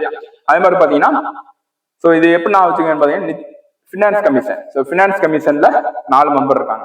அதே மாதிரி அங்க 8 மெம்பர், லோக்பால்ல 8 மெம்பர், ஃபினான்ஸ் கமிஷன்ல 4 மெம்பர். சரியா? ஸோ இந்த பீரியட், இந்த 16th ஃபினான்ஸ் கமிஷனோட பீரியட் பாத்தீங்கன்னா ஏப்ரல் 1, 2026 முதல் மார்ச் 31, 2031 வரை 5 வருஷம். சரி, 5 வருஷம். 5 வருஷம் தான் இந்த 16th ஃபினான்ஸ் கமிஷனோட வருடங்கள் காலம். சரியா? இந்த ஃபினான்ஸ் கமிஷன் இந்த 5 வருஷம்ன்றது வந்து பிக்ஸ். அந்த 5 வருஷம் ஒரு தாட்டி யாரு கான்ஸ்டியூட் பண்ணுவாங்கன்னு பாத்தீங்கன்னா பிரசிடென்ட் வந்து கான்ஸ்டியூட் பண்ணுவாங்க. சரியா? 5 இயர்ஸ் ஒன்ஸ், 5 வருஷம் ஒரு தாட்டி வந்து பிரசிடென்ட் வந்து என்ன பண்ணுவாரு, ஃபினான்ஸ் கமிஷன் வந்து கான்ஸ்டியூட் பண்ணுவார். சரியா? இதுவுமே இந்த கொஸ்டின் பாலிட்டியில அடிக்கடி வந்து கேட்பாங்க. அதே மாதிரி இந்த ஃபினான்ஸ் கமிஷனோட பிரைமரி ஃபங்க்ஷன், முதல் இது வேலை என்னன்னு பாத்தீங்கன்னா to recommend the tax sharing between central and state.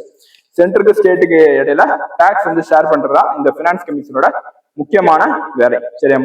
முதல் மற்றும் முக்கியமான வேலை இதெல்லாம். அப்ப 6th ஃபினான்ஸ் கமிஷனோட சேர்மன் வந்து அரவிந்த் பனகாரியா. மெம்பர் வந்து 4 பேர் இருக்காங்க. ஸோ இது வந்து பாத்தீங்கன்னா ஆர்டிகல் 280. ஸோ ஃபினான்ஸ் கமிஷன் வந்து ஆர்டிகல் 280 படி வரும். சரி, இதுவுமே நல்லா பாத்துக்கோங்க. ஸோ பிரசிடென்ட் தான் 5 வருஷம் ஒரு தாட்டி வந்து கான்ஸ்டியூட் பண்ணுவார் ஃபினான்ஸ் கமிஷனை. ஸோ பீரியட் பாத்தீங்கன்னா ஏப்ரல் 1, 2026 முதல் மார்ச் 31, 2031 வரை.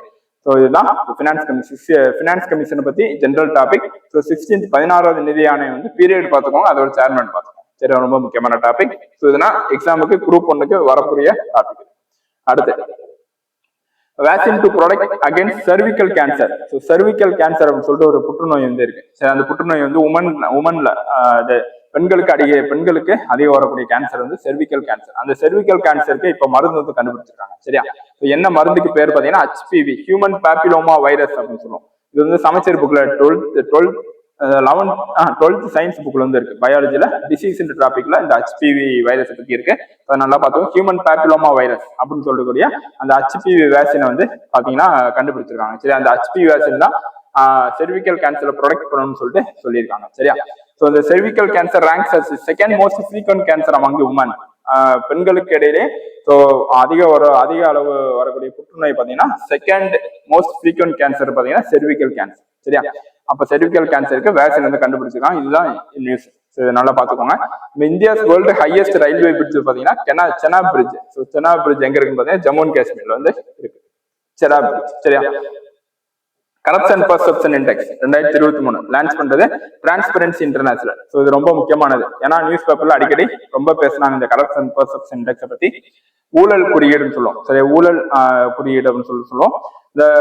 இது என்ன பண்ணும் பாத்தீங்கன்னா நாட்டுல என்னென்ன நாடு வந்து அதிக ஊழல் லெவல் இருக்கோ அதை வந்து ஹையஸ்ட்ல இருந்து லோயஸ்ட் வரைக்கும் ரேங்க் பண்ணும். சரி, அப்ப ரேங்க் பண்ணதுல இந்தியா வந்து 180 நாடுல 93வது நாடா இருக்கு. மொத்தம் 180 நாடுகள்ல இந்தியாவின் இடம் வந்து 93வதா இருக்கு. இந்த கரப்ஷன் பர்செப்ஷன் இண்டெக்ஸ் லான்ச் பண்றது டிரான்ஸ்பரன்சி இன்டர்நேஷனல். இதுக்கு முன்னாடி ஒரு இண்டெக்ஸ் பார்த்தோம், லாஜிஸ்டிக் பர்ஃபார்மன்ஸ் இண்டெக்ஸ் பார்த்தோம். அது லான்ச் பண்றது வேர்ல்டு பேங்க். சரியா? ஸோ இது வந்து பாத்துக்கோங்க. அது வந்து 139வது.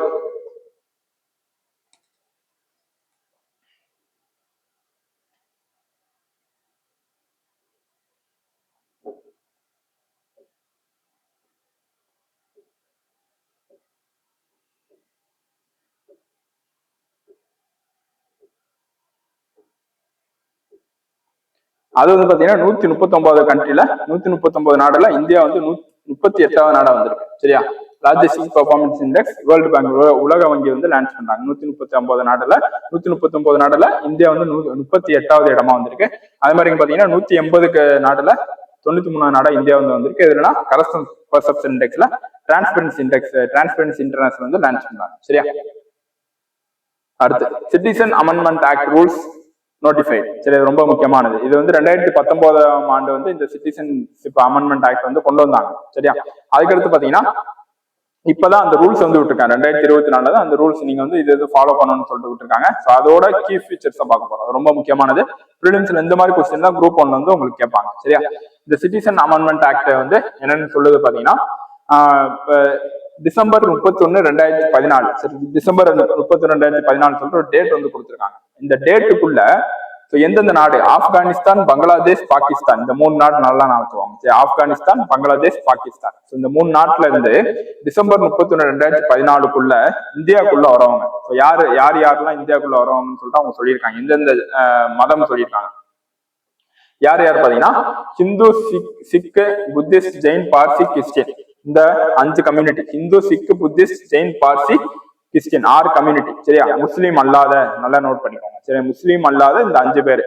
டிசம்பர் 31, 2014 இந்தியாவுக்குள்ள இந்த 3 நாட்டுல இருந்து ஆப்கானிஸ்தான், பங்களாதேஷ், பாகிஸ்தான் இருந்து இந்தியாவுக்குள்ள வரவங்க இந்த 5 கம்யூனிட்டி மட்டும் தான். இந்த முஸ்லீம் வந்து கிடையாது. முஸ்லீம் வந்தாங்கன்னா அவங்களுக்கு வந்து இந்தியாவோட சிட்டிசன்ஷிப் வந்து கிடையாதுன்னு சொல்லியிருக்காங்க. இதுதான் பாத்தீங்கன்னா based on religion for first time. சரியா? இந்த தடவை தான் சிட்டிசன்ஷிப் பாத்தீங்கன்னா மதம் அடிப்படையா குடியுரிமை வழங்குறது தான் இதுதான் ஃபர்ஸ்ட் டைம் சொல்லிட்டு சொல்றாங்க. அதனால இந்த ஆக்ட் வந்து பாத்தீங்கன்னா ரொம்ப கிரிட்டிசிசம் வந்து வந்துச்சு, ரொம்ப எதிர்ப்பு வந்து வந்துச்சு இந்த சட்டத்துக்கு. இதுதான். அப்ப இந்த டேட் வந்து பாத்துக்கோங்க. டேட்டு, இந்த 3 நாடு, அதே மாதிரி பாத்தீங்கன்னா இந்த 5 community, Hindu, Sikh, Buddhist, Jain, Parsi, Christian. இதுதான் சிட்டிசன்ஷிப் அமெண்ட்மெண்ட் ஆக்ட். இதுதான் ரூல்ஸ் வந்து சொல்லியிருக்காங்க. இந்த ஒரு பாயிண்ட் தான் உங்களுக்கு கொஸ்டின் பாயிண்ட் ஆஃப் வியூ. சரியா? So other communities are not covered under this provision. 5-6 community தவிர மிச்ச எல்லா எந்த கம்யூனிட்டியுமே கவர் ஆகாது. முக்கியமா முஸ்லீம் வந்து கவர் ஆகவே மாட்டாங்க. சரியா? அதுக்கடுத்து பாத்தீங்கன்னா இல்லீகல் எமிகிரன்ஸ் அப்படின்னு சொல்லிட்டு ஒரு கான்செப்ட் இருக்கு. இல்லீகல் எமிகிரன்ஸ் அப்படின்னா யாருன்னா உள்ள வரவங்க, இல்லீகலா உள்ள வரவங்க. யாருன்னா பாத்தீங்கன்னா ப்ராப்பர் சர்டிபிகேட் இருக்காது, விசா இருக்காது. இவங்க இல்லீகல் எமிகிரன்ட் சொல்லுவோம். அவங்களுக்குமே இந்த டிசம்பர் 31, 2014 யார் வந்தாங்களோ அவங்க இல்லீகல்ன்ற அந்த இதை வந்து போக்கிட்டாங்க. சரி, இல்லீகல்ன்றது வந்து இல்ல இப்ப. நீங்க உள்ள இந்த விசா இல்லாம உள்ள வந்தாலும் உங்களுக்கு வந்து சிட்டிசன்ஷிப் வந்து தருவோம்னு சொல்லியிருக்காங்க. அதுதான் இப்ப வந்து சொல்லியிருக்காங்க. ஆனா இந்த கண்டிஷன் வந்து பாத்தீங்கன்னா 6th ஷெட்யூல் சொல்லுவோம். ஸோ 6th ஷெட்யூல்ல ஸ்டேட்ஸ் வந்து இருக்கு, சில ஸ்டேட்ஸ் வந்து இருக்கு, அந்த ஸ்டேட்ஸுக்கு வந்து இந்த கண்டிஷன் வந்து பொருந்தாது அப்படின்னு சொல்லியிருக்காங்க. சரியா, இதுதான் இந்த சிட்டிசன் அமெண்ட்மெண்ட் ஆக்ட்ல முக்கியமான ஒரு பாயிண்ட், நீங்க நோட் பண்ணக்கூடிய பாயிண்ட். இது வந்து பாத்துக்கோங்க. அதே மாதிரி பாத்தீங்கன்னா முன்னாடி பாத்தீங்கன்னா 11 வருஷம் இருந்தாதான் இந்தியாவில இருந்தாதான் சிட்டிசன்ஷிப் வந்து கொடுப்போம்னு சொல்றாங்க. ஆனா இந்த வருஷம் இந்த அமெண்ட்மெண்ட் ஆக்ட் பத்தி என்ன குறைச்சிட்டாங்க பாத்தீங்கன்னா 11 வருஷத்துல 6 வருஷத்தை குறைச்சிட்டாங்க. 5 வருஷமா குறைச்சிட்டாங்க. 5 வருஷமா நீங்க இந்தியாவில இருந்தாலே உங்களுக்கு போதும், நாங்க வந்து என்ன சொல்றோம், இந்தியாவின் குடியுரிமை வந்து உங்களுக்கு தந்துருவோம். 11 வருஷம் வந்து நீங்க தேவையில்லை. முன்னாடிதான் 11 வருஷம் இருந்துச்சு, இப்போ வந்து 5 வருஷம் நீங்க இந்தியாவில இருந்தாலே போதும், இந்தியாவோட குடியுரிமை வந்து உங்களுக்கு தந்துரும்னு சொல்லியிருக்காங்க. இதுதான் சிட்டிசன் அமெண்ட்மெண்ட் ஆக்டோட ரொம்ப முக்கியமான ரூல்ஸ். இந்த சிட்டிசன் அமெண்ட்மெண்ட் ஆக்ட் வந்து பாத்தீங்கன்னா இந்த வருஷம் கேட்கறதுக்கு ரொம்ப சான்ஸ். சரியா, அடுத்து பாரதிய சாட்சிய அத்திநியாயம் 2023 ரொம்ப முக்கியமானது. ஸோ இது என்ன பண்ணாங்க பாத்தீங்கன்னா, இந்த பில் வந்து பாத்தீங்கன்னா ஒரு 3 ஆக்ட் வந்து ரீப்ளேஸ் பண்ணாச்சு. 3 ஆக்ட் வந்து ரீப்ளேஸ் பண்ணுச்சு. என்னன்னு பாத்தீங்கன்னா ஃபர்ஸ்ட் வந்து பாத்தீங்கன்னா இந்திய பீனல் கோடு 1860 வந்து பாத்தீங்கன்னா பாரதிய நியாய சன்ஹிதா பில் 2023 அப்படின்னு சொல்லிட்டு அந்த ஆக்ட் வந்து இந்த பில்ல வந்து என்ன இந்த ஆக்டா பேர் மாத்தினாங்க. சரியா, இந்தியன் பீனல் ஐபிசி 1860 சட்டத்தை பாரதிய நியாய சன்ஹிதா பில் மாத்தினாங்க. அதே மாதிரி CPC criminal procedure code 1898 Bharatiya Nagarik Suraksha அப்படின்னு சொல்லிட்டு மாத்தினாங்க. அதே மாதிரி பாத்தீங்கன்னா இந்தியன் எவிடன்ஸ் ஆக்ட் 1872 பாரதிய சாட்சிய பில் அப்படின்னு சொல்லிட்டு மாத்தினாங்க. சரியா, அப்ப இந்த 3 பழைய ஆக்ட் பாத்துக்கோங்க. இந்த 3க்கு பதிலா என்ன கொண்டு வந்திருக்காங்க பாத்துக்கோங்க. சரியா, எவிடன்ஸ் அப்படின்னா சாட்சியம், எவிடன்ஸ் அப்படின்னா சாட்சின்னு அர்த்தம். சோ பாரதிய சாட்சிய பில். அதே மாதிரி பாத்தீங்கன்னா கிரிமினல் ப்ரொசீஜர் கோட் அப்படின்னா நாகரிக் நான் வச்சுக்கோங்க. அதே மாதிரி இந்தியன் பீனல் கோட் அப்படின்னா நியாய சன்ஹிதா.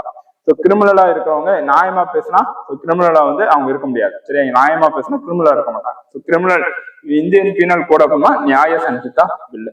சரி, இந்த 3 ஆக்ட், இந்த 3 ஆக்ட் பதிலாக இந்த பில்லு வந்து கொண்டு வந்திருக்கான்னு சொல்லிட்டு நான் வச்சுக்கோங்க. அடுத்து high level committee report on one nation one election ரொம்ப முக்கியமானது. ஒரே நாடு ஒரே தேர்தல்னு சொல்லிட்டு அந்த குழு ஆராய வந்து அந்த ஒரே நாடு ஒரே தேர்தலை வந்து ஆராய ஒரு குழு வந்து அமைச்சாங்க. அந்த குழுவோட தலைவர் யாருன்னா முன்னாள் குடியரசுத் தலைவர் ராம்நாத் கோவிந்த் அவர்கள். இது ஒரு பாயிண்ட் மட்டும் நான் வச்சுக்கோங்க. சரியா, இந்த ஒன் நேஷன் ஒன் எலெக்ஷன் வந்து என்ன பேசுது, ஒரே நாடு ஒரே தேர்தல் என்ன பேசுதுன்னு பாத்தீங்கன்னா ஸ்டேட் லெஜிஸ்லேச்சர், அதாவது லோக்சபா, சரியா, including Lok Sabha, state legislature, assembly, local bodies, இது 3க்கும் இந்தியா ஃபுல்லா ஒரே தேர்தலா வைக்கணும். லோக்சபா, ஸ்டேட் லெஜிஸ்லேச்சர், அசம்பிளி, அது மாதிரி பாத்தீங்கன்னா லோக்கல் பாடிஸ் 3க்கும் ஒரே எலெக்ஷன் வைக்கணும்னு சொல்லிட்டு பேசுது. இந்த ஒன் ஸ்டேட் ஒன் எலெக்ஷனோட அந்த கமிட்டியோட ஹெட் யாருன்னு பாத்தீங்கன்னா முன்னாள் குடியரசுத் தலைவர் ராம்நாத் கோவிந்த் அவர். 2 பாயிண்ட் வந்து நல்லா வச்சுக்கோங்க, ரொம்ப முக்கியமானது. அடுத்து பிரதான் மந்திரி சூரிய கார் மஃப்ட் பிஜ்லி யோஜனா. இது பாத்தீங்கன்னா 300 யூனிட். ஸோ 300 யூனிட் வந்து இலவச மின்சாரம் தரதான் இந்த ஸ்கீமோட முக்கியமான ஒரு point. Provide 300 units of free electricity monthly to 1 crore household. 1 கோடி வீடுகளுக்கு வந்து பாத்தீங்கன்னா மாசம் 300 யூனிட் வரை இலவச மின்சாரம் வழங்குறதா இந்த பிரதான் மந்திரி சூரிய கார் மஃப்ட் பிஜ்லி யோஜனாவுடைய முக்கியமான எய்ம். சரியா,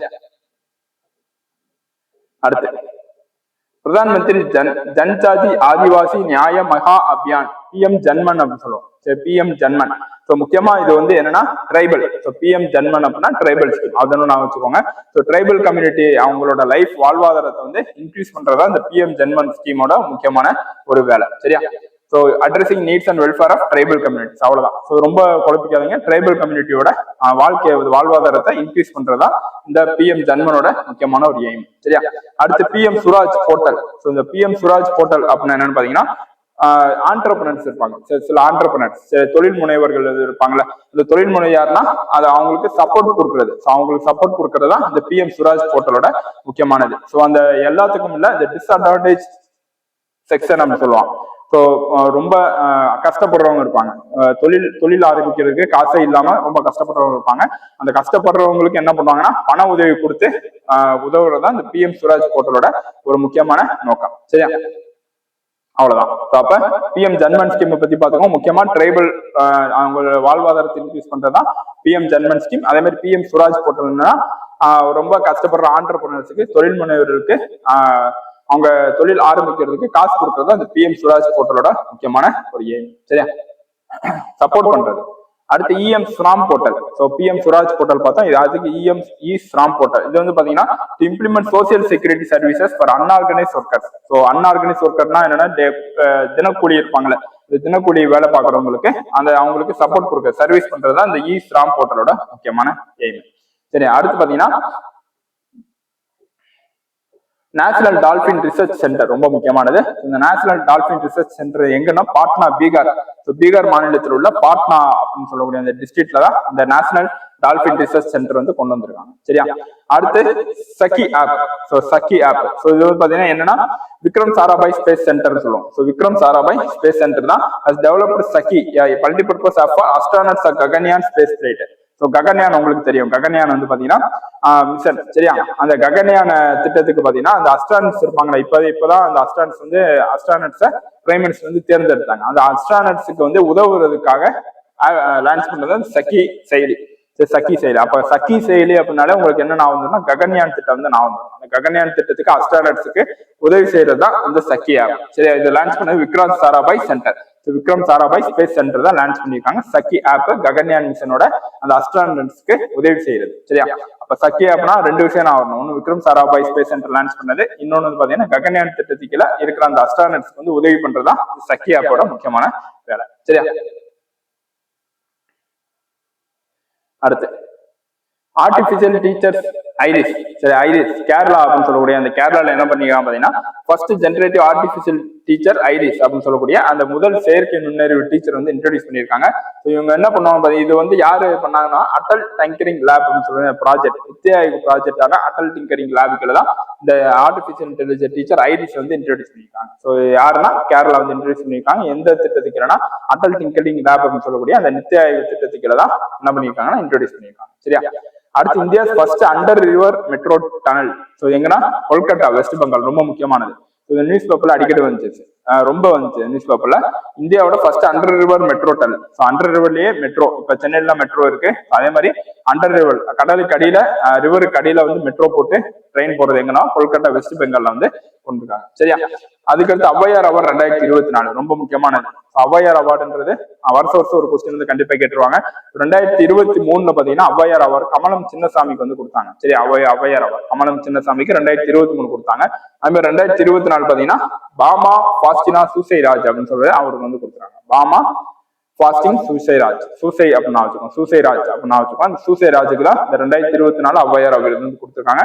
2023 யாரு கொடுத்தாங்கன்னு பாத்தீங்கன்னா கமலம் சின்னசாமிக்கு வந்து கொடுத்தாங்க. கமலம் சின்னசாமி. 2024 சூசைராஜ், 2023 கமலம் சின்னசாமி.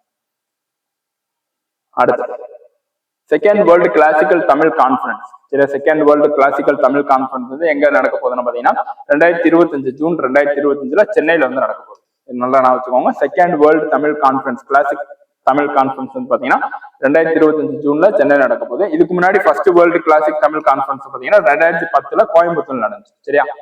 ஃபர்ஸ்ட் வந்து 2010 கோயம்புத்தூர், செகண்ட் வந்து எங்க நடக்க போகுதுன்னா ஜூன் 2025 சென்னையில வந்து நடக்க போகுது. ஃபர்ஸ்ட் கோயம்புத்தூர், செகண்ட் சென்னை, அவ்வளவு சிம்பிள்.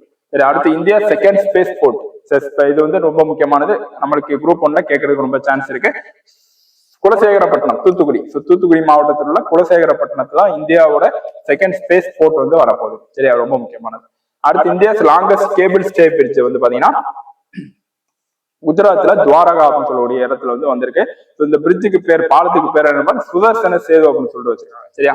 இப்ப இந்தியாவோட லாங்கஸ்ட் கேபிள் ஸ்டே பிரிட்ஜுக்கு அந்த பிரிட்ஜுக்கு பாலத்துக்கு பேரு சுதர்சன சேது. எங்க இருக்குன்னா துவாரகா நகர்ல, குஜராத்ல, குஜராத் மாநிலத்துல துவாரகா நகர்ல வந்து இருக்கு, கட்டியிருக்காங்க. அது பேர் வந்து சுதர்சன சேது. சரியா? அடுத்து 50 years of Chipko movement. Chipko இயக்கத்தின் 50வது ஆண்டு. இந்த 50 ஆண்டு 100 ஆண்டு இந்த அப்படியே வருது பாத்தீங்கன்னா இதெல்லாம் ரொம்ப முக்கியமானது. வைக்கம் சத்தியாகிரகம் 100 ஆண்டு வந்து 2024 வந்து 100 ஆண்டு ஆகுது. அது மாதிரி முக்கியம். அது மாதிரி இந்த 50 வருஷம் சிப்கோ மூவ்மெண்டோட 50 வருஷம் வந்து ரொம்ப முக்கியம். சிப்கோ இயக்கம் எதுக்குன்னு பாத்தீங்கன்னா நான் வயலண்ட் ப்ரொடெஸ்ட். சரியா? இது ஒரு நான் வயலண்ட் இல்ல, non violent protest. That began in Chamoli district of Uttarakhand. Uniform civil code கொண்டு வந்தாங்களா அந்த ஃபர்ஸ்ட் ஸ்டேட் உத்தரகாண்ட். அந்த உத்தரகாண்ட்ல தான் அந்த என்ன நடந்திருக்குன்னா இந்த சிப்கோ மூவ்மெண்ட் வந்து நடந்திருக்கு. இப்போ வந்து உத்தரப்பிரதேஷ், அதாவது அப்போ உத்தரப்பிரதேசம் இருந்துச்சு, இப்போ வந்து உத்தரப்பிரதேஷ் வந்து உத்தரகாண்ட பிரிச்சுட்டாங்க. சரியா? இப்போ உத்தரகாண்ட்ல இப்போ வந்து சிப்கோ மூவ்மெண்ட் அப்போ உத்தரப்பிரதேசம் நடந்துச்சு, இப்போ வந்து எங்கன்னா உத்தரகாண்ட்ல சொல்லணும் நீங்க. சரி, அப்ப சிப்கோ மூவ்மெண்ட் நடந்து எவ்வளவு 50 வருஷம் வந்து ஆச்சு. 1973 50 2023 அப்ப 50 வருஷம் வந்து ஆச்சு. Led by environmental activist Sunderlal Bahuguna. இது வந்து டிஎன்பிஎஸ்ல முன்னாடி வந்து ஒரு கொஸ்டின் வந்து கேட்டிருக்காங்க. இந்த சிப்கோ இயக்கத்தை வழி நடத்தியவர் யாருன்னு கேட்டிருக்காங்க. யாருன்னா சுந்தர்லால் பகுகுணா. சரியா? To prevent filling of trees in Himalayan region. ஹிமாலயாஸ்ல மரங்கள் வந்து விழுகுதுல, அந்த மரங்களை வந்து விழுற மரங்களை நடுறது, சரியா? மரங்களை விழாம தடுக்கிறது தான் இந்த சிப்கோ இயக்கத்தினோட முக்கியமான ஒரு இது என்னது ஒரு நோக்கம். சரி, ஹிமாலயா ரீஜியன்ல மரங்களை விழாம தடுக்கிறதா இந்த சிப்கோ இயக்கத்தின் முக்கியமான நோக்கம். இந்த சிப்கோ இயக்கத்தை வழி நடத்தியவர் சுந்தர்லால் பகுகுணா 1973 உத்தரகாண்ட் மாவட்டத்துல வந்து நடந்துச்சு, சரியா? அடுத்து Srinagar consider for world craft city. So world craft சிட்டியை வந்து ஸ்ரீநகர் வந்து தேர்ந்தெடுத்திருக்காங்க, சரியா? Srinagar is being consider for the prestigious world craft city title by world craft council international. Okay, world craft council international சொல்லிட்டு அந்த ஆர்கனைசேஷன் தான் அந்த வேர்ல்டு கிராஃப்ட் சிட்டியா வந்து ஸ்ரீநகர் வந்து என்ன பண்ணிருக்காங்கன்னா தேர்ந்தெடுத்திருக்காங்க, சரி? இதை நான் வச்சுக்கோங்க. அதே மாதிரி பாத்தீங்கன்னா 100 வருஷம் வைக்கம் சத்தியாகிரகா வந்து 100 வருஷம் ஆச்சு. சிப்கோ இயக்கம் வந்து 50 வருஷம் ஆன மாதிரி வைக்கம் சத்தியாகிரகம் வந்து 100 வருஷம் ஆச்சு. பாத்தீங்கன்னா வைக்கம் சத்தியாகிரகம் 1924 வந்து ஸ்டார்ட் பண்ணிருக்காங்க. சாரி, 1924 வைக்கம் சத்தியாகிரகம் வந்து ஸ்டார்ட் பண்ணிருக்காங்க. 1924ஓட 100 வருஷம் பாத்தீங்கன்னா 2024. 2024 வந்து ஏப்ரல் மாசம் ஸ்டார்ட் பண்ணிருக்காங்க. 1924 ஏப்ரல் மாசம். ஸோ ஏப்ரல்ல வந்து 2024 ஏப்ரல் வந்தா 100 வருஷம் தான் ஆகுது. ஸோ அதனாலதான் இங்க கொண்டாடுறோம் வைக்கம் சத்தியாகிரகம் 100 வருஷம். இது வைக்கம் எங்க இருக்குன்னா ட்ரவாங்கூர், அதாவது கேரளால ட்ரவாங்கூர் சொல்லிட்டு திருவாதங்கூர் சொல்லுவோம். அங்கதான் இந்த வைக்கம்ன்ற இடம் வந்து இருக்கு. It mark the beginning of temple entry movement in India. So இந்தியால ஆலய நுழைவு போராட்டம் சொல்லிட்டு நடந்திருக்கு. இந்த இந்தியாவில் நடந்த ஆலய நுழைவு போராட்டங்களுக்கு ஒரு முன்னோடி எதுன்னு பாத்தீங்கன்னா இந்த வைக்கம் சத்தியாகிரகம் தான், சரியா? பிளஸ் ஹிஸ்டாரிக் நான் வயலண்ட் மூவ்மெண்ட். சிப்கோ இயக்கமும் நான் வயலண்ட் தான், என்னது வைக்கம் சத்தியாகிரகம் நான் வயலண்ட் தான். ஏன்னா குரூப் 1 ஸ்டேட்மெண்ட்லாம் உங்களுக்கு கொடுத்துடலாம். ஸோ வைக்கம் சத்தியாகிரகம் வயலண்ட் ஸ்ட்ரகிள் கொடுத்துடலாம், இல்ல நான் வயலண்ட், சரியா? நான் வச்சுக்கோங்க. Against untouchability and caste discrimination, அதாவது தீண்டாமைக்கு ஜாதி ஒழிப்பிற்கும் ஜாதியை ஒழிக்கிறதுக்கும் ஒரு முக்கியமான நோக்கம் தான் இந்த வைக்கம் சத்தியாகிரகம். இது இது வந்து எடுத்து நடத்துனது யாருன்னு பாத்தீங்கன்னா T K. Madhavan, K P. Kesava Menon, K. Kelappan. இந்த இடத்துல உங்களுக்கு பெரியார் கொடுத்தா தப்பு அது, சரியா? வைக்கம் சத்தியாகிரகம் எடுத்து நடத்துனது வந்து பாத்தீங்கன்னா இந்த 3 பேர் தான். ஆனா பெரியார் என்ன பண்ணிருக்காங்க, இந்த 3 பேர்னால பெரியார் வந்து என்ன பண்ணி பெரியார் வந்து கேட்டுக்கிட்டாங்க, வந்து கலந்துக்கோங்கன்னு சொல்லிட்டு கேட்டுங்க. அதுக்கடுத்து பாத்தீங்கன்னா வைக்கம் சத்தியாகிரகம் இவர் வந்து எடுத்து நடத்தினார், சரியா? ஆனா வைக்கம் சத்தியாகிரகம் உண்மையில நடத்தணும் யாருன்னு பாத்தீங்கன்னா 3 பேர், டி.கே. மாதவன், கே.பி. கேசவ மேனன் மற்றும் கே. கேளப்பன், சரியா? இந்த பெரியார் ராமசாமி பாத்தீங்கன்னா ஈவி ராமசாமின்னு சொல்லுவோம். இவருக்கு ஈவி ராமசாமிக்கு இந்த வைக்கம் சத்தியாகிரகம் கலந்துக்கிற பிறகுதான் மக்கள் கேரளால திருவாங்கூர்ல உள்ள மக்களும் பாத்தீங்கன்னா வைக்கம் வீரர் அப்படின்னு சொல்லிட்டு பெரியாருக்கு பட்டம் வந்து கொடுத்தாங்க, சரியா? வைக்கம் வீரர் என்ற பட்டம் கொடுக்கப்பட்டது பெரியாருக்கு எங்கன்னா இந்த வைக்கம் சத்தியாகிரகம் அப்பதான். இந்த மகாத்மா காந்தி பாத்தீங்கன்னா வைக்கத்துக்கு 1925 மார்ச் மாசம் வந்து வராரு.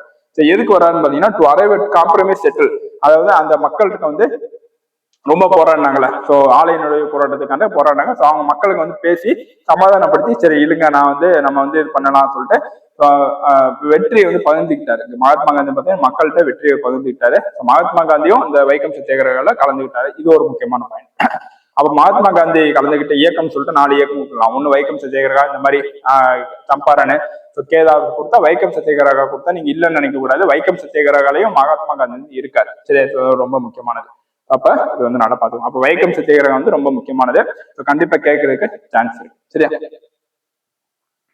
அடுத்து tribes in news. So tribe வந்து ரொம்ப முக்கியமானது. ஸோ ஜாக்ரி ஃபுட் பாத்தீங்கன்னா ட்ரைப்ஸ் சொல்லிட்டு தனி ஒரு டாபிக் இருக்கும் உங்களுக்கு. ஸோ இந்த நியூஸ்ல வந்து 2 ட்ரைப் வந்து ரொம்ப முக்கியமா இருந்தாங்க. ஒன்னு சாம்பன் ட்ரைப், இன்னொன்னு பாத்தீங்கன்னா பகாரியா ட்ரைப்னு சொல்லிட்டு 2 பேரும் வந்தாங்க. ஸோ சாம்பன் ட்ரைப் வந்து எதுக்கு வந்தாங்கன்னு பாத்தீங்கன்னா ஃபர்ஸ்ட் இவங்க வந்து லோக்சபா எலெக்ஷன்ல ஃபர்ஸ்ட் ஓட்டு போட்டிருக்காங்க. ஸோ அதனால இவங்க வந்து நியூஸ்ல வந்தாங்க.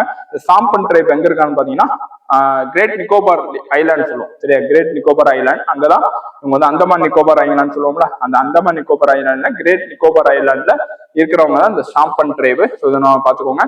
அது மாதிரி பகாரியா ட்ரைப் எங்க இருக்குன்னு பாத்தீங்கன்னா ஜார்க்கண்ட்ல வந்திருக்காங்க. பகாரியா ட்ரைப் வந்து ஜார்க்கண்ட், சாம்பன் ட்ரைப் வந்து பாத்தீங்கன்னா எங்க இருக்காங்கன்னா கிரேட் நிக்கோபார் ஐலாண்ட் வந்து இருக்காங்க, சரி? அப்ப 2 ட்ரைப் வந்து நல்லா பாத்துக்கோங்க. அதே மாதிரி பாத்தீங்கன்னா அடுத்து Indian institute of technology Madras has launched India's first medical device calibration facility on wheels. So இந்த டிவைஸ் வந்து லான்ச் பண்ணியிருக்காங்க. இப்ப சப்போஸ் ஒரு கொடுத்து இந்த மாதிரி லான்ச் பண்ணிக்காங்க கொடுத்தா ஒரு 4 ஐஐடி கொடுக்குறான்னு வச்சுக்கோங்க. IIT Madras, IIT new Delhi, அதுக்கடுத்து ஐஐடி கான்பூர், ஐஐடி கராக்பூர் கொடுத்துறாங்க. கண்டிப்பா ஐஐடி மெட்ராஸ் வந்து ஆன்சர் ஆகும். ஏன் அப்படின்னா நம்ம எழுதுற டிஎன்பிஎஸ்சி எக்ஸாம், தமிழ்நாடு எக்ஸாம், சரியா? ஸோ அப்ப ஐஐடி மெட்ராஸ் எந்த ஆப்ஷன் இருக்கும் உங்களுக்கு ஐஐடி மெட்ராஸ் போட்டுருங்க. அது 99% அது வந்து 100% அது கரெக்டா இருக்கும், சரியா?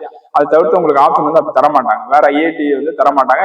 எது வந்து ஐஐடி மெட்ராஸ் வந்து உங்களுக்கு அச்சீவ் பண்ணியிருக்காங்க, சரி? அதனால நம்ம டிஎன்பிஎஸ்சினால ஐஐடி மெட்ராஸ் உங்களுக்கு மோஸ்ட்லி ஆன்சர் வந்து இருக்கும். அதனால இதை பார்த்துக்கோங்க. ஐஐடி மெட்ராஸ் வந்து இந்த first medical device calibration facility and wheels அப்படின்னு சொல்லிட்டு ஒரு டிவைஸ் வந்து கண்டுபிடிச்சிருக்காங்க, சரியா? அடுத்து சுவாதி போர்ட்டல்.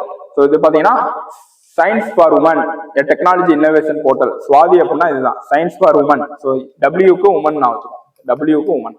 அப்ப சுவாதி போர்ட்டல்னாலே ஒரு உமன் போர்ட்டல் தான், சரியா? இது எதுக்குன்னு பாத்தீங்கன்னா to encourage women to enter field of science. So அறிவியலுக்கு நீங்க உமனை வந்து இழுத்து வாங்க அப்படின்னு சொல்லிட்டு என்கரேஜ் பண்றது. அறிவியலுக்கு உமனை வந்து உள்ள இழுத்துட்டு வர்றதா அந்த சுவாதி போர்ட்டல், சரி? அறிவியல் நாலேஜ் வந்து உமனுக்கு வந்து நிறைய இருக்கும்னு சொல்லிட்டு அறிவியலுக்கு உள்ள உமனை இழுத்துட்டு வர்றதா இந்த சுவாதி போர்ட்டல். சரி, நல்லா நான் வச்சுக்கோங்க, சரியா? அடுத்து சாக்ஸா மேப். ஸோ ரொம்ப முக்கியமானது, எலெக்ஷன் கமிஷன் இந்த தேர்தலில் இந்த சாக்ஸா மேப் வந்து ரொம்ப நியூஸ்ல வந்து வந்துச்சு. யார் யார் நியூஸ் பேப்பர் படிச்சிருக்கீங்களோ இந்த சாக்ஸா மேப்பை பத்தி நல்லா படிச்சிருப்பாங்க இந்த எலெக்ஷன் டைம்ல. எதுக்குன்னு பாத்தீங்கன்னா டிசபிலிட்டிஸ், சரியா? டிசபிலிட்டிஸ் பாத்தீங்கன்னா ஊனமுற்றோர்கள் இருக்காங்களா, அவங்களுக்கு வந்து உதவுறதுக்காண்டி கொண்டு வந்தது சாக்ஸா மேப், சரியா? எலெக்ஷன் அப்ப ஓட்டு போடுறதுக்கும் வராங்க அப்படின்னா அவங்களுக்கு சேர் கொடுக்குறது, வீல் சேர் கொடுக்குறது, அவங்களுக்கு உதவுறது, இந்த மாதிரி பணியை பண்றதா இந்த சாக்ஸா மேப்போட முக்கியமான ஒரு வேலை. இந்த சாக்ஸா மேப்பை வந்து லான்ச் பண்ண யாருன்னா எலெக்ஷன் கமிஷன் ஆஃப் இந்தியா. இதுவே ஒரு கொஸ்டின் கேட்கலாம். சாக்ஸா மேப் வந்து யார் லான்ச் பண்ணா பாத்தீங்கன்னா எலெக்ஷன் கமிஷன் ஆஃப் இந்தியாவை, நித்தி ஆயோகா, இன்னும் 2 இன்ஸ்டியூட் வந்து கொடுக்கலாம். யாருன்னா எலெக்ஷன் கமிஷன் ஆஃப் இந்தியா வந்து ஊனமுற்றோருக்கு தேர்தல் நேரத்துல உதவுவதற்காண்டி கொண்டு வந்ததுதான் இந்த சாக்ஸம் செயலி அப்படின்னு சொல்லக்கூடிய சாக்ஸா மேப், சரியா? அடுத்து சுகன்யா சம்ரிதி யோஜனா. சுகன்யா சம்ரிதி யோஜனா ஸ்கீம் இது வந்து ஒரு சேவிங் ஸ்கீம், அதாவது பெண் குழந்தைகளுக்கு பேங்க்ல அக்கௌண்ட் போடுறோம்ல, பேங்க்ல பணம் போடுற ஸ்கீம் தான் இந்த சுகன்யா சம்ரிதி ஸ்கீம். ஸோ இது வந்து 2015 ஸ்டார்ட் பண்ணியிருக்காங்க. ஸோ இது எலிஜிபிலிட்டி என்னன்னு பாத்தீங்கன்னா 10 வருஷம், அதாவது ஒரு குழந்தை பிறந்ததுல இருந்து 10 வருஷம் வரைக்கும் என்ன பண்ணலாம், அந்த குழந்தை பேர் வந்து என்ன பண்ணணும்னா பணம் வந்து நீங்க போட்டு வைக்கலாம். குழந்தை பேருக்கு ஒரு அக்கௌண்ட் ஆரம்பிச்சு பணம் வந்து போட்டு வைக்கலாம். அப்ப இந்த எலிஜிபிலிட்டி பாத்துக்கோங்க, ஃப்ரம் பர்த் டு 10 years. இதுதான் உங்களுக்கு கொஸ்டின் பாயிண்ட் ஆஃப் வியூ. அந்த சுகன்யா சம்ரிதி யோஜனா வந்து எத்தனை வருஷம் பெண் குழந்தைகளுக்கு எத்தனை வருஷம் வரைக்கும் எலிஜிபிள்னு சொல்லலாம் கேட்கலாம். 10 வருஷம் வரைக்கும், பிறந்ததுல இருந்து 10 வருஷம் வரைக்கும் எலிஜிபிள். 10 வருஷத்துக்கு அப்புறம் அந்த பணத்தை வந்து நீங்க வெளியே வந்து எடுத்துக்கலாம், சரியா? 10 வருஷத்துக்கு அப்புறம் அந்த குழந்தைய படிப்பு செலவுலாம் இருக்கும்ல, அதனால அந்த பேங்க்ல இருந்து எடுத்துக்கலாம் நீங்க அக்கௌண்ட்ல இருந்து. அடுத்து ஃபர்ஸ்ட் பாத்தீங்கன்னா director general of CISF, central industrial security force. இது வந்து 2 நாளா நியூஸ்ல வந்து வந்துட்டு இருக்கு. ஏன் அப்படின்னு பாத்தீங்கன்னா லோக்சபா எம்பியா தேர்ந்தெடுக்கப்பட்ட கங்கனா ரனாவத் அவர்கள். கங்கனா ரனாவத்தை வந்து பாத்தீங்கன்னா இந்த சிஐஎஸ்எஃப் அப்படின்னு சொல்லக்கூடிய அந்த போலீஸ் உமன் வந்து பாத்தீங்கன்னா ஸ்லாப் பண்ணிட்டாங்க, அடைஞ்சிட்டாங்க கன்னத்துல. அதனால அவங்க வந்து சஸ்பெண்ட் பண்ணியிருக்காங்க இப்ப. அதுதான் இப்ப நியூஸ்ல வந்து வந்துட்டு இருக்கு. அந்த அமைப்போட சென்ட்ரல் இண்டஸ்ட்ரியல் செக்யூரிட்டி ஃபோர்ஸ் சொல்லக்கூடிய அந்த அமைப்போட ஃபர்ஸ்ட் உமன் டைரக்டர் ஜெனரல் யாருன்னு நீனா சிங். இவங்க தான் இந்த அமைப்போட ஃபர்ஸ்ட் உமன் டைரக்டர் ஜெனரல், முதல் பெண் டைரக்டர் ஜெனரல் யார் பார்த்தீங்கன்னா நீனா சிங். அதனால ரொம்ப முக்கியம், சிஐஎஸ்எஃப் ஓட முதல் பெண் டைரக்டர் ஜெனரல் நீனா சிங், சரியா? அடுத்து கேலோ இந்தியா யூத் கேம்ஸ் 2023 ரொம்ப முக்கியமானது. இது வந்து இந்த வருஷம் 2023ஆம் ஆண்டு சென்னையில வந்து நடந்துச்சு. ஏன் முக்கியம் பார்த்தீங்கன்னா this is first time that Khelo India youth games are being held in south India. தென்னிந்தியாலே ஃபர்ஸ்ட் தமிழ்நாட்டுல நடக்கிற, தென்னிந்தியாலேயே ஃபர்ஸ்ட் நடக்கிற கேலோ இந்தியா யூத் கேம்ஸ் இதுதான். அதுவுமே தென்னிந்தியால எந்த மாநிலத்தில் நடந்துச்சு பார்த்தீங்கன்னா தமிழ்நாட்டுல வந்து நடந்துச்சு. முக்கியமா 4 நகரத்துல வந்து நடந்துச்சு. என்னன்னு பாத்தீங்கன்னா சென்னை, மதுரை, திருச்சி, கோயம்புத்தூர். சரி, சென்னை, மதுரை, திருச்சி, கோயம்புத்தூர்ல 4 நகரம் நடந்துச்சு. எங்கன்னா 4 cities ஆஃப் தமிழ்நாடு, சரியா? Khelo India youth games first time in south இந்தியால, அதுவுமே தமிழ்நாட்டில் நடந்துச்சு, 4 நாடுகள்ல நடந்துச்சு, சரி? அடுத்து India's number 1 chess player. Viswanatha Anand தான் நம்பர் 1 செஸ் பிளேயரா இருந்தாங்க. அவரை பீட் பண்ணி யார் வந்திருக்காங்க பாத்தீங்கன்னா பிரக்ஞானந்தா, பிரக்ஞானந்தா வந்து வந்திருக்காங்க. ரொம்ப முக்கியமான ஒரு நியூஸ். இதெல்லாம் கேட்கறதுக்கு ரொம்ப சான்ஸ் இருக்கு. இதெல்லாம் நீங்க என்ன நினைப்பீங்கன்னா குரூப் 1 லெவலில் கேட்கலாமா நினைப்பீங்க. பரியேறும் பெருமாளை படத்தை பத்தியே குரூப் 1ல கேட்டாங்க, சரியா? அதனால இந்த மாதிரி கொஸ்டின் தான் கேட்கறது ரொம்ப சான்ஸ் இருக்கு. இந்தியாவோட நம்பர் 1 செஸ் பிளேயரான விஸ்வநாதானந்த ஜெயிச்சு பிரக்ஞானந்தா அவர்கள் அந்த பையன் பாத்தீங்கன்னா இந்தியாவோட நம்பர் 1 செஸ் பிளேயர் வந்து வந்திருக்காரு, சரியா? ரொம்ப முக்கியமானது. அடுத்து கோட்டை அமீர் கம்யூனல் ஹார்மனி அவார்ட். இது வந்து போன வருஷம் ஒரு 2024ல ஒரு எக்ஸாம்ல வந்து கேட்டாங்க, டிஎன்பிஎஸ்சி எக்ஸாம் வந்து கேட்டாங்க. 2023ல ஒரு டிஎன்பிஎஸ்சி எக்ஸாம்ல கேட்டாங்க. இந்த வருஷம் கோட்டை அமீர் கம்யூனல் ஹார்மனி அவார்ட் 2024 யாரு கொடுத்துருக்காங்கன்னா முகமது சுபைர் அப்படின்னு சொல்லிட்டு ஒருத்தர் வந்து கொடுத்துருக்காங்க, சரியா?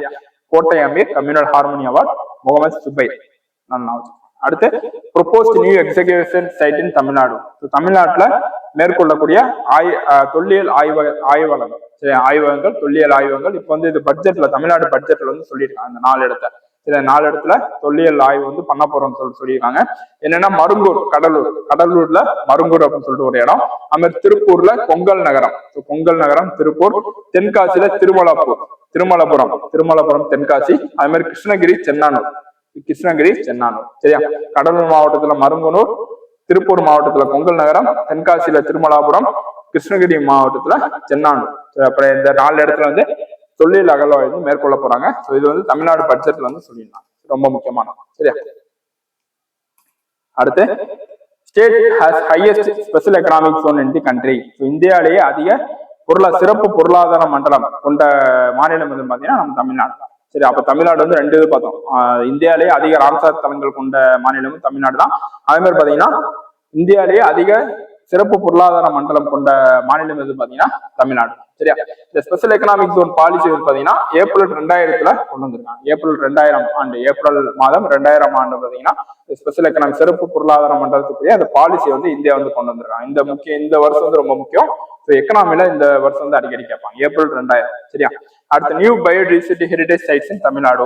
இது வந்து நல்லா பாத்துக்கோங்க. ராம்சார் சைட்ஸும் பார்த்தோம். ராம்சார் சைட்ஸ்ல இப்ப 2 வந்து புதுசா ஆட் பண்ணிருக்காங்க பார்த்தோம். அதே மாதிரி இப்ப வந்து புதுசா 4 பயோடைவர்சிட்டி ஹெரிடேஜ் சைட் வந்து ஆட் பண்ணிருக்காங்க. இதுக்கு முன்னாடி ஒன்னே ஒண்ணுதான் இருந்துச்சு. அது என்னன்னு பாத்தீங்கன்னா அரிட்டப்பட்டி. அங்க வந்து கரை வெட்டின்னு பார்த்தோம். அங்க வந்து கரை வெட்டி வந்து புதுசா ஆட் பண்ணிருக்காங்க. 2 வந்து கரை வெட்டி வந்து அரியலூர் மாவட்டம், திருச்சி மாவட்டத்துல பக்கத்துல அரியலூர் மாவட்டத்துல இருக்கு கரை வெட்டி. இங்க வந்து பாத்தீங்கன்னா ஃபர்ஸ்ட் பயோடைவர்சிட்டி ஹெரிடேஜ் சைட் தமிழ்நாட்டுல. ஃபர்ஸ்ட் பயோடைவர்சிட்டி ஹெரிடேஜ் சைட் எதுன்னு பாத்தீங்கன்னா அரிட்டப்பட்டி, மதுரை மாவட்டத்துல இருக்க அரிட்டப்பட்டி தான். இப்ப அதுதான் ஃபர்ஸ்ட் இருந்துச்சு, ஒன்னே இருந்துச்சு. இப்போ வந்து 3 ஆட் பண்ணிருக்காங்க. சரி, காசம்பட்டி, திண்டுக்கல், செண்டரி கிளை சாக்ரெட் குரூப் பாத்தீங்கன்னா கடலூர். அதே மாதிரி பாத்தீங்கன்னா Idayapatti Madurai and Kurayanapalli forest block Krishnagiri 4 add பண்ணிருக்காங்க. அப்ப மொத்தம் தமிழ்நாட்டுல பயோடைவர்சிட்டி சைட் வந்து தமிழ்நாட்டுல இருக்கிறவங்கன்னா 5 இருக்கு. முன்னாடி ஒண்ணு இருந்துச்சு, இப்ப 4 வந்து புதுசா ஆட் பண்ணிருக்காங்க. அதுதான் இது வந்து நியூஸ். அப்ப இது 2 விதமா கேட்கலாம். ஒண்ணு தமிழ்நாட்டுல எத்தனை பயோடைவர்சிட்டி ஹெரிடேஜ் சைட் இருக்குன்னு கேட்டா உங்களுக்கு மொத்தம் 5, சரியா. அதுல தமிழ்நாட்டுல ஃபர்ஸ்ட் பயோடைவர்சிட்டி ஹெரிடேஜ் சைட் எதுன்னு கேட்டா உங்களுக்கு அரிட்டப்பட்டி, மதுரை மாவட்டத்தில் உள்ள அரிட்டப்பட்டி, சரியா. இது 4 வச்சுக்கோங்க. அடுத்து தமிழ்நாடு கவர்மெண்ட் அவார்டு, ரொம்ப முக்கியமானது. 2023ஆம் ஆண்டு தமிழ்நாடு விருதுகள். பாத்தீங்கன்னா இவங்களுக்கு கொடுத்துருக்காங்க. இது வந்து நம்ம ஷார்ட்கட்டோட நான் வச்சுக்கலாம். ஃபர்ஸ்ட் பாத்தீங்கன்னா ஐயன் திருவள்ளுவர் அவார்டு, திரு பாலமுருகன் அடிமை சுவாமி, சரியா. பாலமுருகன் திருவள்ளுவர் எழுதின திருக்குறளுக்கு நம்ம வந்து அடிமை. திருவள்ளுவர் எழுதின திருக்குறளுக்கு நம்ம வந்து அடிமை. அப்ப பாலமுருகன் அடிமை சுவாமிக்கு திருவள்ளுவர் அவார்டு வந்து கொடுத்துருக்காங்க. அடுத்து பேரறிஞர் அண்ணா அவார்டு பாத்தீங்கன்னா பத்தமடை பரமசிவம். பத்தமடையில என்ன ஃபேமஸ்னா பாய் வந்து ஃபேமஸ், உங்களுக்கு தெரியும். புவிசார் குறியீடு, பத்தமடை பாய்க்கு புவிசார் குறியீடு வந்து தந்திருக்காங்க, சரியா.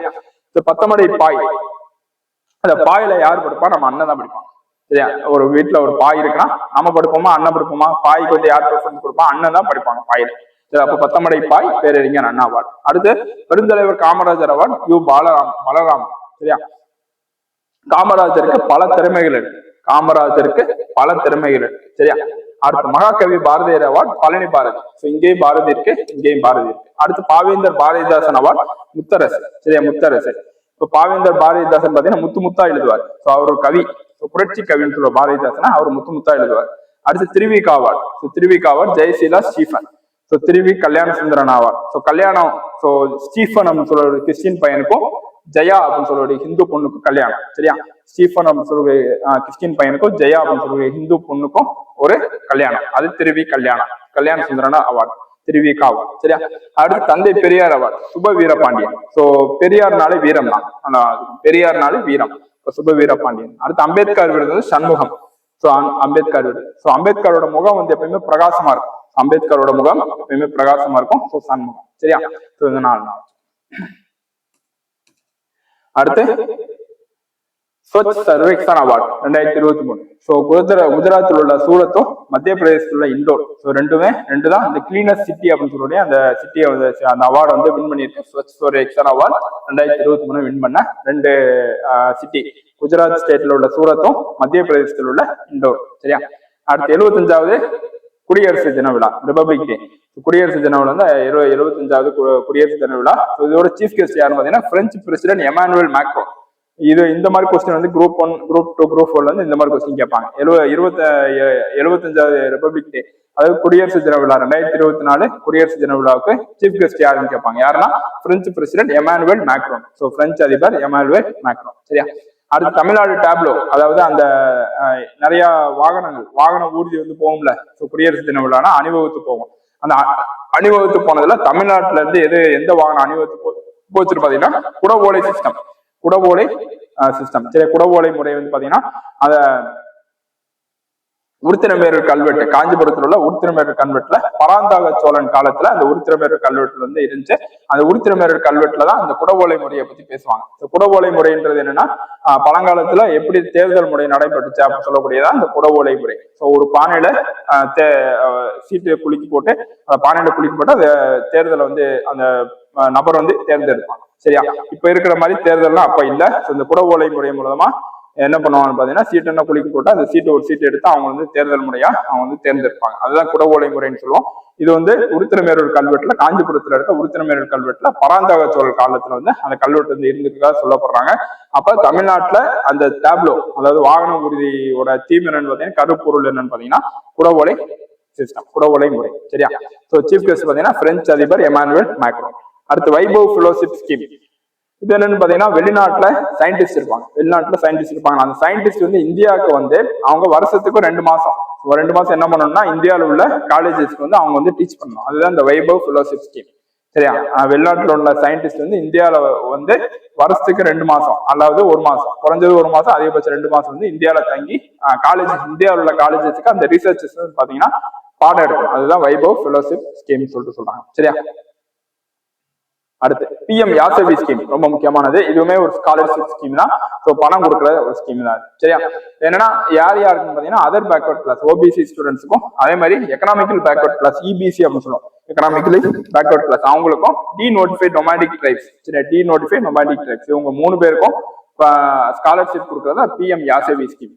ஸ்காலர்ஷிப் அப்படின்னா யார் கொடுப்பாங்க அப்படின்னா pre matric, post matric. Pre matric அப்படின்னா 9th to 12th, 9 to 12 வரைக்கும் படிக்கிற மாணவர்களுக்கும், 12க்கு அப்புறம் அவங்க காலேஜ் ஏதாவது படிக்கணும்னா அந்த போஸ்ட் மெட்ரிக் சொல்லுவோம். 12க்கு அப்புறம் காலேஜ் ஏதாவது படிக்கணும், காலேஜ் வரைக்கும் படிக்கிறதுக்கும் இந்த ஸ்கீம் வந்து உதவுதுன்னு சொல்றாங்க. இந்த 3 பேருக்கு தான் உதவுது. இதுதான் பாயிண்ட், உங்க கொஸ்டின் பாயிண்ட் ஆஃப் வியூ. சரியா? PM யாசவி ஸ்கீம் வந்து யாருக்கு உதவுதுன்னா அதர் பேக்வர்ட் கிளாஸுக்கும், எக்கனாமிக் பேக்வர்ட் கிளாஸுக்கும், டீநோட்டிஃபைட் நொமாடிக் ட்ரைப்ஸுக்கு தான் உதவுது. சரியா?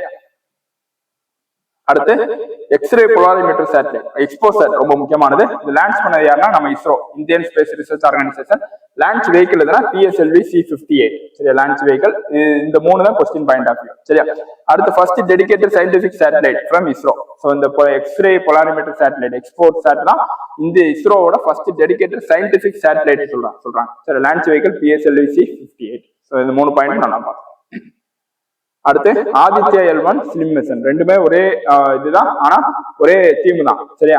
ஆனா லான்ச் பண்ணது வந்து 2 வேற ஆர்கனைசேஷன். இந்த ஆதித்யா L1 லான்ச் பண்ணது பாத்தீங்கன்னா இஸ்ரோ, நம்ம இந்தியா சேர்ந்த இஸ்ரோ. எப்ப லான்ச் பண்ணாங்கன்னா செப்டம்பர் 2, 2023 அப்ப லான்ச் பண்ணாங்க. இந்த ஆதித்யா L1 அப்படின்னா என்னன்னு பாத்தீங்கன்னா சூரியனை படிக்கிறதா இந்த ஆதித்யா L1 அப்படின்னு சொல்றாங்க.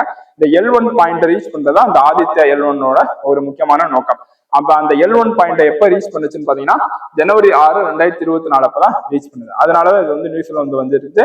அப்ப லான்ச் பண்ணது எப்பன்னா செப்டம்பர் 2, 2023. ஸோ அந்த L1 அந்த நோக்கத்தை, ஆதித்ய L1ஓட நோக்கத்தை அந்த L1 பாயிண்ட்ல ரீச் பண்ணது எப்பன்னா பாத்தீங்கன்னா ஜனவரி 6, 2024.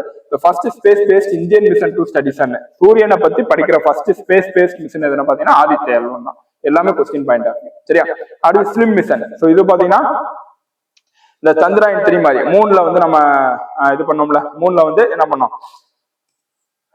லேண்ட் பண்ணோம். மூணுல வந்து சவுத் போல்ல வந்து லேண்ட் பண்ணோம் சந்திராயன் 3 யூஸ் பண்ணி. அதே மாதிரி இங்க ஜப்பான் வந்து பாத்தீங்கன்னா இந்த slim mission, slim space craft சொல்லக்கூடிய அந்த ஸ்பேஸ் கிராஃப்ட் யூஸ் பண்ணி மூணுல வந்து என்ன பண்ணிருக்காங்க, லேண்ட் பண்ணிருக்காங்க. சரியா? இந்த ஜப்பான் வந்து பாத்தீங்கன்னா மூணுல லேண்ட் பண்ண 5வது கண்ட்ரி அப்படின்னு சொல்லியிருக்காங்க. இதுக்கு முன்னாடி 4 கண்ட்ரி லேண்ட் பண்ணிருக்காங்க. ஒன்னு சோவியத் யூனியன், இன்னொன்னு US, இன்னொன்னு சைனா, இன்னொன்னு இந்தியா. ஸோ 4வது இந்தியா. ஸோ இப்போ வந்து 5வதா ஜப்பான் வந்து லேண்ட் பண்ணிருக்காங்க.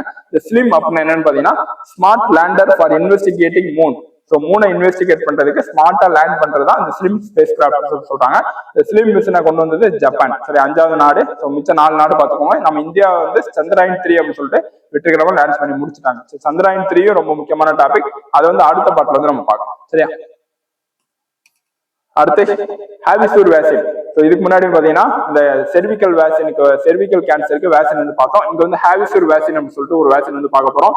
இந்த ஹாவிசூர் வேக்சின்றது எதுக்கு லான்ச் பண்ணிருக்காங்க பாத்தீங்கன்னா ஹெப்பாடைட்டிஸ் ஏ அப்படின்னு சொல்லுற அந்த வைரஸ், அந்த வைரஸ் அகேன்ஸ்டா அந்த வேக்சின் வந்து லான்ச் பண்ணிருக்காங்க. ஹெப்பாடைட்டிஸ் ஏ அப்படின்னா என்னன்னு பாத்தீங்கன்னா ஃபர்ஸ்ட் இண்டிஜினியஸ்லி டெவலப்டு ஹெப்பாடைட்டிஸ் ஏ வேக்சின். அதாவது இந்தியாவிலேயே தயாரிக்கப்பட்ட உள்நாட்டிலேயே தயாரிக்கப்பட்ட முதல் வேக்சின். ஹெப்பாடைட்டிஸ் ஏக்கு அகேன்ஸ்டா முதல் வேக்சின் எதுனா ஹாவிசூர் வேக்சின் சொல்றாங்க. ஹெப்பாடைட்டிஸ் ஏ அப்படின்னா என்னன்னா இந்த லிவரை வந்து பாதிக்கும். சரி, லிவரை பாதிக்கக்கூடிய ஒரு வைரஸ் தான் இந்த ஹெப்பாடைட்டிஸ் ஏ வைரஸ் சொல்லுவோம். இந்த ஹெப்பாடைட்டிஸ்ல 4 விதம் இருக்கு. ஒன்னு ஏ, இன்னொன்னு பி, இன்னொன்னு சி, இன்னொன்னு டி. ஹெப்பாடைட்டிஸ் ஏ வந்து லிவரை வந்து பாதிக்கும். இந்த ஹெப்பாடைட்டிஸ் பி, சி, டி பாத்தீங்கன்னா இந்த பிளட் லெவல், அதாவது அந்த பிளட் கான்டாக்ட் இருக்கும்ல, ரத்த கான்டாக்ட் இருக்கும், ரத்த மூலமா பரவும். அந்த பரவுறது அந்த ஹெப்பாடைட்டிஸ் பி, சி, டி அப்படின்னு சொல்லுவோம். இந்த ஹெப்பாடைட்டிஸ் ஏக்கு பாத்தீங்கன்னா ஸ்பெசிபிக் ட்ரீட்மெண்ட்ன்றது ஒண்ணு இல்ல. சரி, இந்த ட்ரீட்மெண்ட் தான் இருக்கும்னு சொல்லி ஹெப்பாடைட்டிஸ் ஏ வைரஸுக்கு இல்ல. ஹெப்பாடைட்டிஸ் பி, சி, டி வந்து நல்லா பார்த்தோம்னா ரத்த மூலமா பரவுறது. ஹெப்பாடைட்டிஸ் ஏ பாத்தீங்கன்னா அந்த ஹெப்பாடைட்டிஸ் ஏக்கு தான் இப்ப ஹாவிசூர் வேக்சின் அப்படின்னு சொல்லிட்டு ஒரு வேக்சின் வந்து கண்டுபிடிச்சிருக்காங்க. ஹெப்பாடைட்டிஸ் பி, சி, டிக்கு வந்து பாத்தீங்கன்னா இது வந்து இல்ல. சரி, வேக்சின் வந்து கண்டுபிடிக்கல. இப்ப கண்டுபிடிச்சது ஹாவிசூர்ன்றது ஹெப்பாடைட்டிஸ் ஏக்கு வந்து கண்டுபிடிச்சிருக்காங்க. ஹெப்பாடைட்டிஸ் ஏ வந்து பாத்தீங்கன்னா லிவர் வந்து பாதிக்கும். சரியா, இதெல்லாம் நான் வச்சுக்கோங்க. அடுத்து இந்தியாஸ் ஃபர்ஸ்ட் வெட்லாண்ட் சிட்டி இன் இந்தியா. ஸோ இந்தியாவிலேயே ஃபர்ஸ்ட் வெட்லாண்ட் ஈரநில நகரம் எதுன்னு பாத்தீங்கன்னா உதய்பூர், ராஜஸ்தான். ராஜஸ்தான் மாநிலத்தில் உள்ள உதய்பூர் சிட்டி தான் இந்தியாவோட ஃபர்ஸ்ட் வெட்லாண்ட் சிட்டி, ரொம்ப முக்கியமானது. அடுத்து PM விஸ்வகர்மா யோஜனா. இந்த PM விஸ்வகர்மா யோஜனாவை முதலா இம்ப்ளிமெண்ட் பண்ண யூனியன் டெரிட்டரி எதுன்னு பாத்தீங்கன்னா ஜம்மு அண்ட் காஷ்மீர். இதுதான் கொஸ்டின். சரியா, first union territory in India to implement PM Vishwakarma Yojana வந்து பாத்தீங்கன்னா ஜம்மு அண்ட் காஷ்மீர். இந்த PM விஸ்வகர்மா யோஜனாவோட முக்கியமான நோக்கம் என்னன்னு சொல்லிட்டு நீங்க கமெண்ட்ல வந்து சொல்லுங்க. சரி, ஏற்கனவே பார்த்தோம், நம்ம கரண்ட் அஃபேர்ஸ்ல பார்த்திருக்கோம். PM விஸ்வகர்மா யோஜனாவோட முக்கியமான நோக்கம் என்னன்னு கமெண்ட்ல வந்து சொல்லுங்க. சரியா, அடுத்து ஜனவரி மாசம் அப்படி எடுத்துக்கிட்டாலே இந்த நாட்கள் ஃபுல்லா முக்கியம். இந்த நாட்கள் வந்து கண்டிப்பா ஒரு கொஸ்டின் வந்து ஜனவரி மாசத்துல வந்து கேட்டுருவாங்க. அதுல பாத்தீங்கன்னா ஃபர்ஸ்ட் பிரபசிய பாரதிய திவாஸ் தினம் வந்து பாத்தீங்கன்னா ஜனவரி 9 வந்து கொண்டாடுறாங்க. நேஷனல் யூத் டே வந்து பாத்தீங்கன்னா ஜனவரி 12. விவேகானந்தரோட பிறந்த நாள் வந்து ஜனவரி 12. அப்பதான் நேஷனல் யூத் டே வந்து தேசிய இளைஞர் தினம்னு சொல்லுவோம் தமிழ்ல, ஜனவரி 12. அடுத்து வேர்ல்டு தமிழ் டயஸ்போரா டே, உலக புலம்பெயர் தினம். தமிழர் புலம்பெயர் தினம் சொல்லுவோம், ஜனவரி 12 வந்து கொண்டாடுறாங்க. ஜனவரி 12 வந்து 2 கொண்டாடுறாங்க. ஒன்னு world youth day, national youth day ஒண்ணு, இன்னொன்னு வேர்ல்டு தமிழ் டயஸ்போரா டே வந்து ஜனவரி 12. அடுத்து நேஷனல் கேர்ள் சைல்டு டே வந்து ஜனவரி 24. தேசிய பெண் குழந்தைகள் தினம் ஜனவரி 24. அதே மாதிரி நேஷனல் ஓட்டர்ஸ் டே, தேசிய வாக்காளர் தினம் பாத்தீங்கன்னா ஜனவரி 25. அப்ப ஜனவரி 9, 12, 12, 2, 12, ஒரு 9 பிரபசிய பாரதிய திவாஸ், 2, 12, ஒரு 24 கேர்ள் சைல்டு டே. நேஷனல் தேசிய பெண் குழந்தைகள் தினம் ஜனவரி 24. நேஷனல் ஓட்டர் டே, தேசிய வாக்காளர் தினம் ஜனவரி 25. இந்த டேனா ஜனவரி மாசத்துல கொண்டாடப்படும் ஒரு முக்கியமான டே. இந்த டே வந்து கண்டிப்பா ஒரு கொஸ்டின், வருஷம் வந்து ஏதாவது ஒரு டே. இந்த 6, சரி 6 இருக்கு, மொத்தம் 6 இருக்கு, 5 இருக்கு, மொத்தம் 5 டேல 5 நாட்கள்ல கண்டிப்பா ஒரு நாட்கள் வந்து TNPSC எக்ஸாம்ல கேட்டுடுறாங்க. அதனால இந்த 5 நாளை நல்லா பார்த்து வச்சுக்கோங்க. ரொம்ப முக்கியமான ஒரு கரண்ட் அஃபேர்ஸ். சரியா, அப்ப இதுதான் TNPSC குரூப் 1க்கு ஜனவரி 2024 டு மே 2024 வரை உள்ள முக்கியமான நடப்பு கரண்ட் அஃபேர்ஸ். இந்த கரண்ட் அஃபேர்ஸ் பார்த்தாலே உங்களுக்கு போதும். உங்களுக்கு வந்து என்னன்னா ஈஸியா வந்து உங்களுக்கு குரூப் 1ல வரப்போற கரண்ட் அஃபேர்ஸ் வந்து ஈஸியா ஃபேஸ் பண்ணலாம். அடுத்து பார்ட் 2 வந்து பாத்தீங்கன்னா நம்ம அடுத்த முன்னாடி மாசம் வந்து பார்க்கலாம், டிசம்பர்ல இருந்து ரிவர்ஸ் வந்து பார்க்கலாம். இப்ப இந்த 5 மாசம் January to January, February, March, April, May 5 மாசம் வந்து ரொம்ப முக்கியமானது. சரியா, இந்த 5 மாசம் வந்து கொஸ்டின் வந்து நிறைய கேட்பாங்க. அதனாலதான் நம்ம இந்த 5 மாசம் ஃபர்ஸ்ட் வந்து கவர் பண்ணோம். இன்னும் அடுத்த வீடியோ வந்து நம்ம பின்னாடி வந்து போலாம். சரியா, அப்ப இந்த வீடியோ பிடிச்ச லைக் பண்ணுங்க, ஷேர் பண்ணுங்க, உங்க ஃப்ரெண்ட்ஸுக்கு வந்து ஷேர் பண்ணுங்க. சரியா, வேற ஏதாவது டவுட் இருந்தா கமெண்ட்ல வந்து சொல்லுங்க. நம்ம கேட்ட கொஸ்டினுக்கும் கமெண்ட்ல வந்து கமெண்ட் பண்ணுங்க. அப்பதான் உங்களுக்கு தெரியுமா தெரியாதா, எந்த அளவு ரெஸ்பாண்ட் பண்றீங்கன்னு சொல்லிட்டு நம்ம வந்து கெஸ் பண்ண முடியும். தேங்க்யூ.